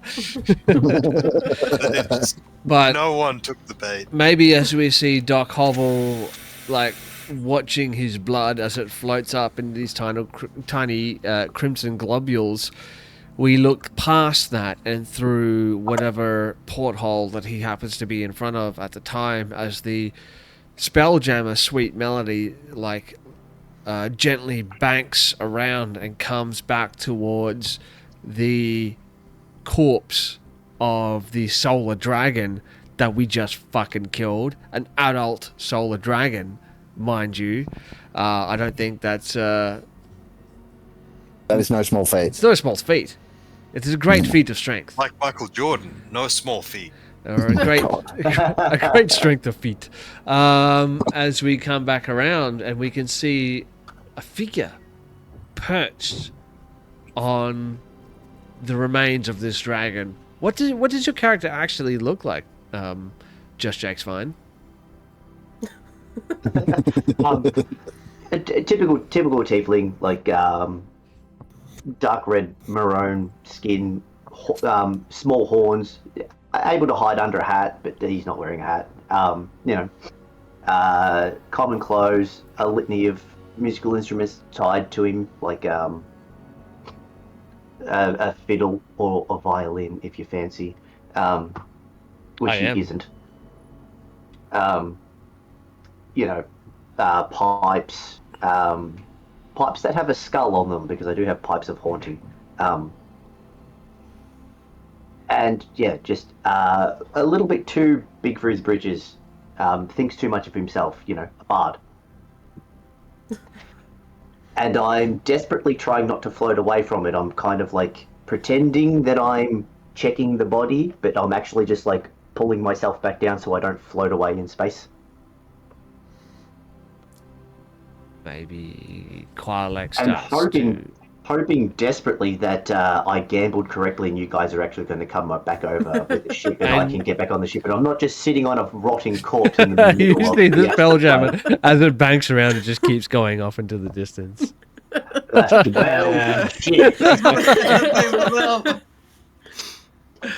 Can I Tori's do- gonna point at the tiefling, having a moment of calm as Leo has sort of stabilized her in air and just sort of goes, "Is that your dad?" Yeah, can I do a daddy check? Can I check if that's my daddy? Absolutely. Go ahead and check if that's your daddy. Daddy This check. It's a daddy check. I'm gonna add that as a custom skill. 25. As you look Definitely. over, I'm going to, roll my shoulders back, suck my stomach in, and kind of look off into the distance. Definitely. Definitely. No, Mark, I'll leave that to you to decide if 25 means it's more likely or less likely for me to think he's my daddy. I mean, like, look, Probably too young. Too young. Him. yeah. How old is Uncle Nicky? He's definitely some age. It's only some age. I love that. I feel like you're pretty sure that your mum would have had like good taste, right? So Yeah, no, it's definitely not. Definitely not. Look at those clothes. Look at the outfit. No way. okay, so that's perfect because I was going to say, so that means I'm going to leave it up to you as to how Leo vibes off of this Not at guy. all. He thought about it for a moment. He's like, no, there's tons of tieflings out there. No way. Oh man. So okay, fair Uncle enough. Nicky does always cast disguise self on himself to make him look youthful. So Yeah. Well then, cool. He doesn't look much older than you. He can't be your dad. Yeah, no way. Yeah, cool. might not be your Business daddy, but I might be your uncle. I mean, who knows? Who knows? Speaking of which, Uncle Nicky, do you think you've ever been in the astral sea before? Maybe once because I'm wearing a robe of stars. So I reckon, like as a party trick, maybe I would have disappeared to the astral plane as like to win a bet at a bar. So I don't think you remember this as you dimension doored out, but the last time you were here, you remember you could kind of move yourself around just by thinking about it.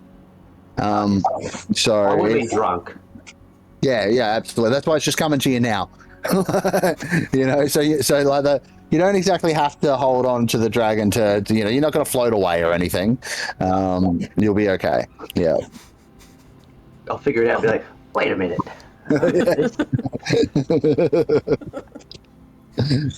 Nice. Does backflip.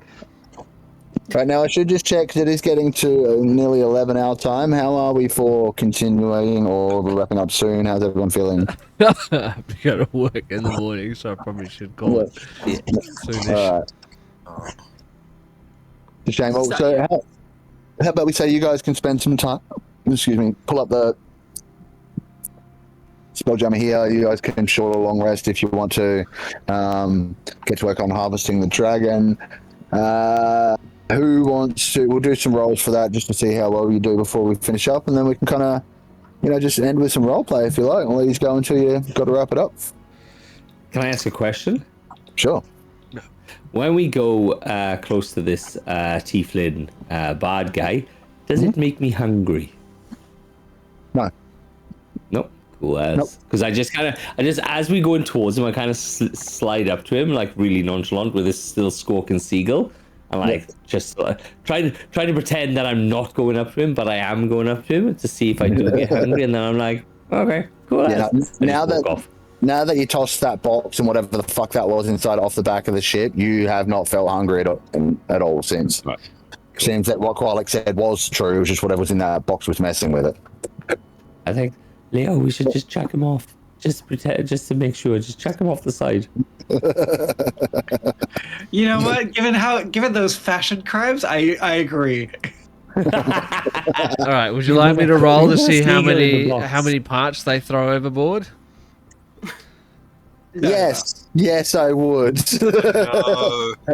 Can I try to stop them? Oh wait, no, I'm too busy trying to fix the No. lights. They're not. No. I don't think they're actually throwing more stuff overboard now, but they did throw over a box of stuff before that this render spawn was hiding in. So yeah, that's a good idea, Sven. Go ahead and just roll me a d4. We'll see how many happen to be in that crate. A D4. Okay, all right. That's more generous than I was going to be to myself. We don't need D4. this shit. I don't think you would have put them all in. You know, some of the parts are kind of big. I don't think they would have all been in the same crate. That's 3. 3 parts. All right, so one's been used, 3 got thrown away. You've got 5 left. 5. All right. So Well done, Leo. You fucked up again. All right, cool. So yeah, this dragon's there. It's just floating. It doesn't seem to be doing any kind of special fancy deterioration or anything. So there's scales, there's claws, there's teeth, there's hide. There's all sorts of stuff to be had. Tiefling. Yeah, there's a tiefling there too. Yeah, I'd like to harvest the tiefling, please. How many spines could I get? One if you grab the tail just right. Okay. You can't grab a man by his No, you can't grab a tiefling by its tail. I use Bigby's Sounds like hands a and drink. grab it by its tail and swing it I around mean, my head. look, I'm pretty sure Goodman would beg to differ, but And it's inhumane. It's No. disgusting. We would like to. I don't want to speak for everyone else, but I would like to harvest the parts of this dragon. Now, I have brought up the graphic that you shared with us for Sweet Melody's subsystem upgrades. Now, there are some upgrades I would like to make, and possibly this dragon might help us. So, for the propulsion, we have something called the Dragon Wing propulsion, which gives us an extra 30 hit points at the cost of 5 feet of movement. I think that's a pretty good trade-off, considering if that AoE had hit the propulsion system, we could have been dead in the water. So, yeah, it would have been. and Yep, then so potentially the absolutely. scale as well, and also to give us some armor plating for the ship. Yeah. So what you need for the dragon wing, because of the nature of your ship and the way its wings work, is you need the lining of the dragon's wings. Right, you know, they're like the webbing kind of stuff. Yeah, the that is membrane. the dragon. Yeah, so you need the membrane from that. So you can harvest that and effectively cut it to shape, put in the right, rivulets and all the things you need to attach it up and string them up like sails, much as your current ones are, which are made of standard materials. So you can absolutely. We could do that, or we could take the helm off of your ship and put it on the dragon. Woo. Look, this is the reason why I brought you on board. You think outside the box. Well, I think for the time being, the interior of the Sweet Melody makes for far more comfortable lodging than the interior of the rotting corpse of a dragon. Yeah, maybe a little. Maybe a little. What are we doing to this dragon? He was alive. And now he's not. You're butchering it. I don't understand. And Qualek points at the seagull and he's like, "Let that thing go. Don't you know it's bad luck to capture a seabird or a spell-jamming bird such as that, a wild space bird. Let that thing go." It's my friend. Don't let it go. Don't. Throw it. I'm throwing it at Tora. And now she's restrained too. She can't do anything. She's like, I don't want it anymore. I don't want it anymore. I'm a murderer. I'm a murderer. Okay, look, I'm just going to say that Kid, look, it was Artoria, manslaughter, not murder.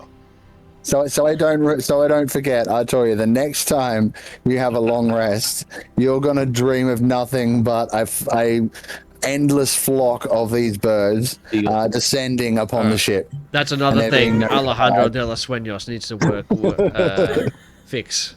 Great. All right. Yep. I'm All gonna right. throw I would like to do a sleight of hand to see if I can palm the seagull under my jumper. Sure, go ahead. While you're at it, make me an animal handling. Yeah, I can do that. I can do both. Animal handling of 18, sleight of hand of 14. That thing is squawking under my jumper. Yep, certainly is. It's gone. It's gone. All right. Just getting to the harvesting. So, Qualek. Now, I assume that you ordinarily wouldn't be the one doing the work yourself. No. Right? You would probably have your servants, and probably even Hubert would pop out from below decks and offer to help out, being that setting up things for the ship is kind of his job. So your orcish butler, in all of his finery. Now he normally gets around the manor on Neverwinter in like a full on tuxedo, tailed tuxedo. He serves you like a true butler would. But when he gets out to the Spelljammer, he's replaced, the nice black vest that he might wear underneath it with like this blue kind of sort of like royal blue material vest, and the coat's open a little bit more, and you can see he's got more sturdy boots and gloves, and then he's got these wristbands on that are kind of made of a thick chunky metal, and attached to one of them appears to be a small some kind of firearm, perhaps that's been infused with a little bit of magic, and the other has what appears to be like a grappling claw attached to it, mounted onto it. There's a monocle, and he's got a backpack that seems to hum as if it's got some kind of energy source within it.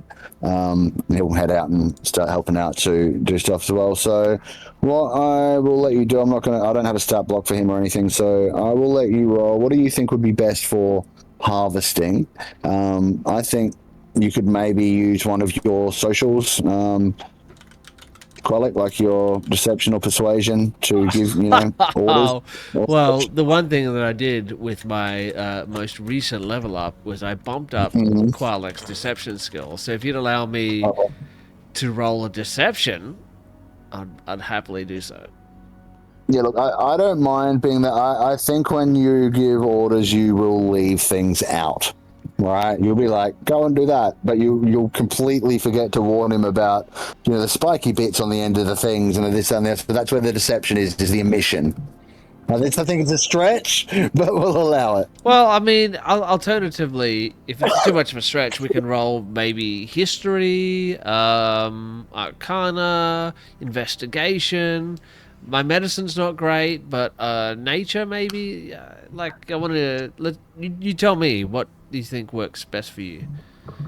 I want to make it a reasonable chance, so I think either. All right, let's go nature, just for giving knowledge of how the dragon's made up. Persuasion, just for being good at giving the orders, or investigation for knowledge on how things work, the anatomy of a dragon. So there's kind of nature as well, but maybe investigation more on knowing proper harvesting procedures, something like that. I like investigation. Let's go with that, cool. Shall we? All right. Not a great roll.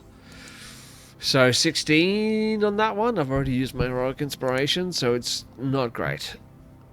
All right. Unless someone wants to help me out here, maybe. Can I give him my heroic inspiration? Sure. Or you could just give the help action and be out there helping. Yeah, sure. Which would just straight up give him advantage without using your inspiration. All right, sure. Advantage. Well, then I'll give him my inspiration. All right, I can roll 6 times and take the best. I am. There we go. No, he's just out there helping Hubert, like with advantage. It's a 30. Oh, well then, because a 16, I was going to say you managed to get one of the wings intact, and that's enough to do one set of your ship's wings, and you were going to fuck up the second set. But with a 30, you managed to take some time, definitely at least enough time for anyone who's not working to take a short rest. But yeah, you can. You're working. You're repairing shit. Oh yeah, I'm going to take a short rest because no one has questioned anything that I've done yet, so I'm just going to sit back and watch. Yeah, we're getting there. We'll get around to it. All right, so yeah, you absolutely managed to harvest the material you need. It might take some time to actually get it fitted, but that will be worked on as you travel. Now, does anyone else want at any of the other parts while we're doing this? Can I get some teeth for as like that I can convert into like daggers at some stage? Sure. Hells yeah. Yeah. I think we'll make that a straight. Hey? Go on, sorry. Go on, sorry. I think we'll make that just like a survival. Straight regular harvesting, yeah. Oh man, that's like one of the few things I'm not good at. What are you good at that we can make work? What about sleight of hand? Perhaps I could help I him. mean, yeah, you can definitely help him. I could do the help action if you really want, by way of music. I don't mind. I'm happy to do survival. I still get +3 on survival. I just like sleight of hand would be +12. Look, I think if you want to try and tuck them away afterwards, you can roll sleight of hand. We'll just survival. Crit. Hey, boom. Hey. All right. Hey. That's trust in the dice and we get it. All right, so how many daggers were you trying to make? I'd like ideally 2, but I'll take as Yep. many. Yeah, 2. I don't need more than 2. Well, dude, I was going to give you 1 at 15, so I'll give you at 23. I'll give you 2. Hells yeah. Yeah, the front 2 fangs would probably be short sword sized if you want short swords, or you can No, take I the prefer daggers. bottom 2 ones would be about dagger size. I'd say the bottom, 2 on either side, the main sort of, chumpy Yeah. ones. Yeah, you can get Yeah. those out, no problem. Nice. They're Yep. like the baby teeth that didn't have like adult teeth underneath them. So it's just like you could just tell you never had that tooth seed. Yeah, fuck yeah. All right, so you get those out. Anything else that you guys want to take, scales, hide, whatever, you can have a crack at. Otherwise, you can How leave big the is rest the of it for the scale? sharks. How big is the scale? I mean, I'm not really sure. Probably like fist size, I suppose. But there's a lot of them. Nah. Good. You might be able to find one big one for a shield, like if you look. Yeah, I was thinking more of a buckler. Oh yeah. Like, see if I can Alright. get like one the size Well- of or a buckler, like this big. Well, make a. Yeah, let's say make an investigation check, see if you can find one.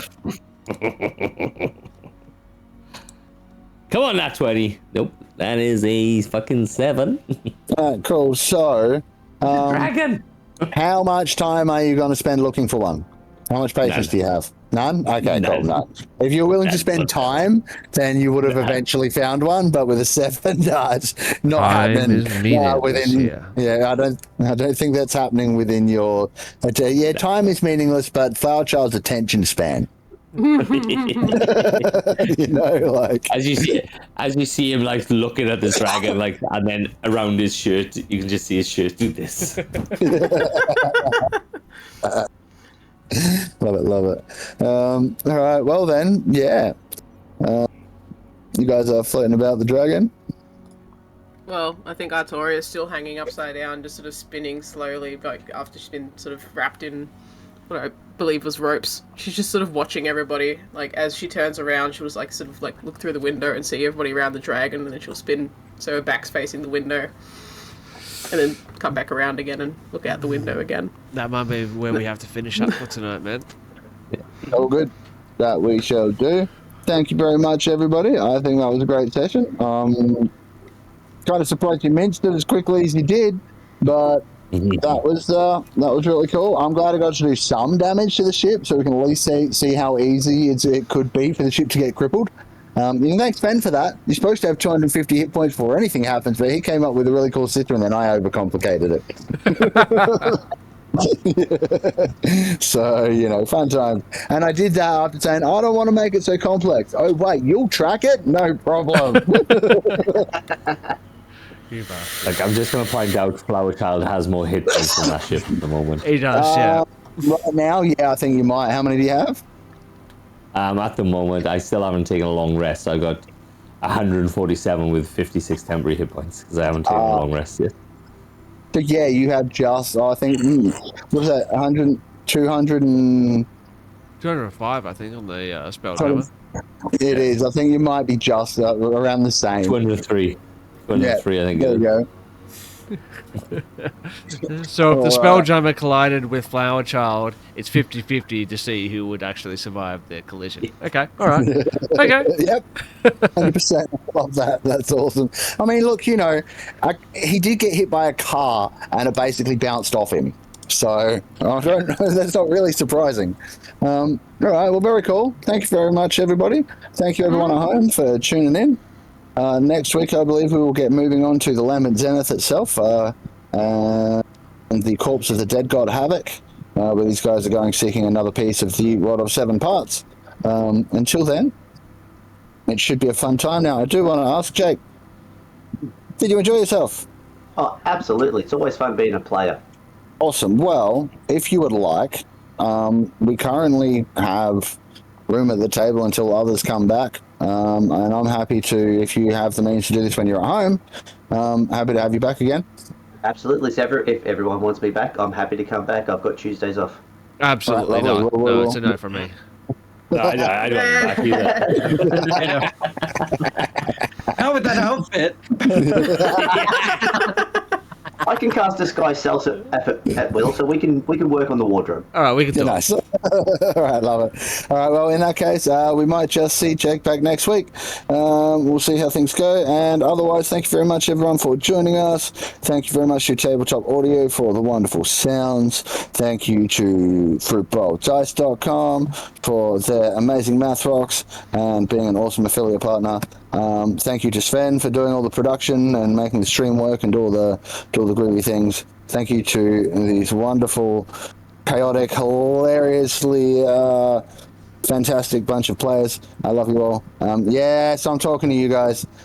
You're nuts and you drive me insane, but I do love you. All right, and thank you to everyone at home. We will get out of here. May all your 20s be dirty. Good night, everybody. Nice. Nice. Bye. Bye.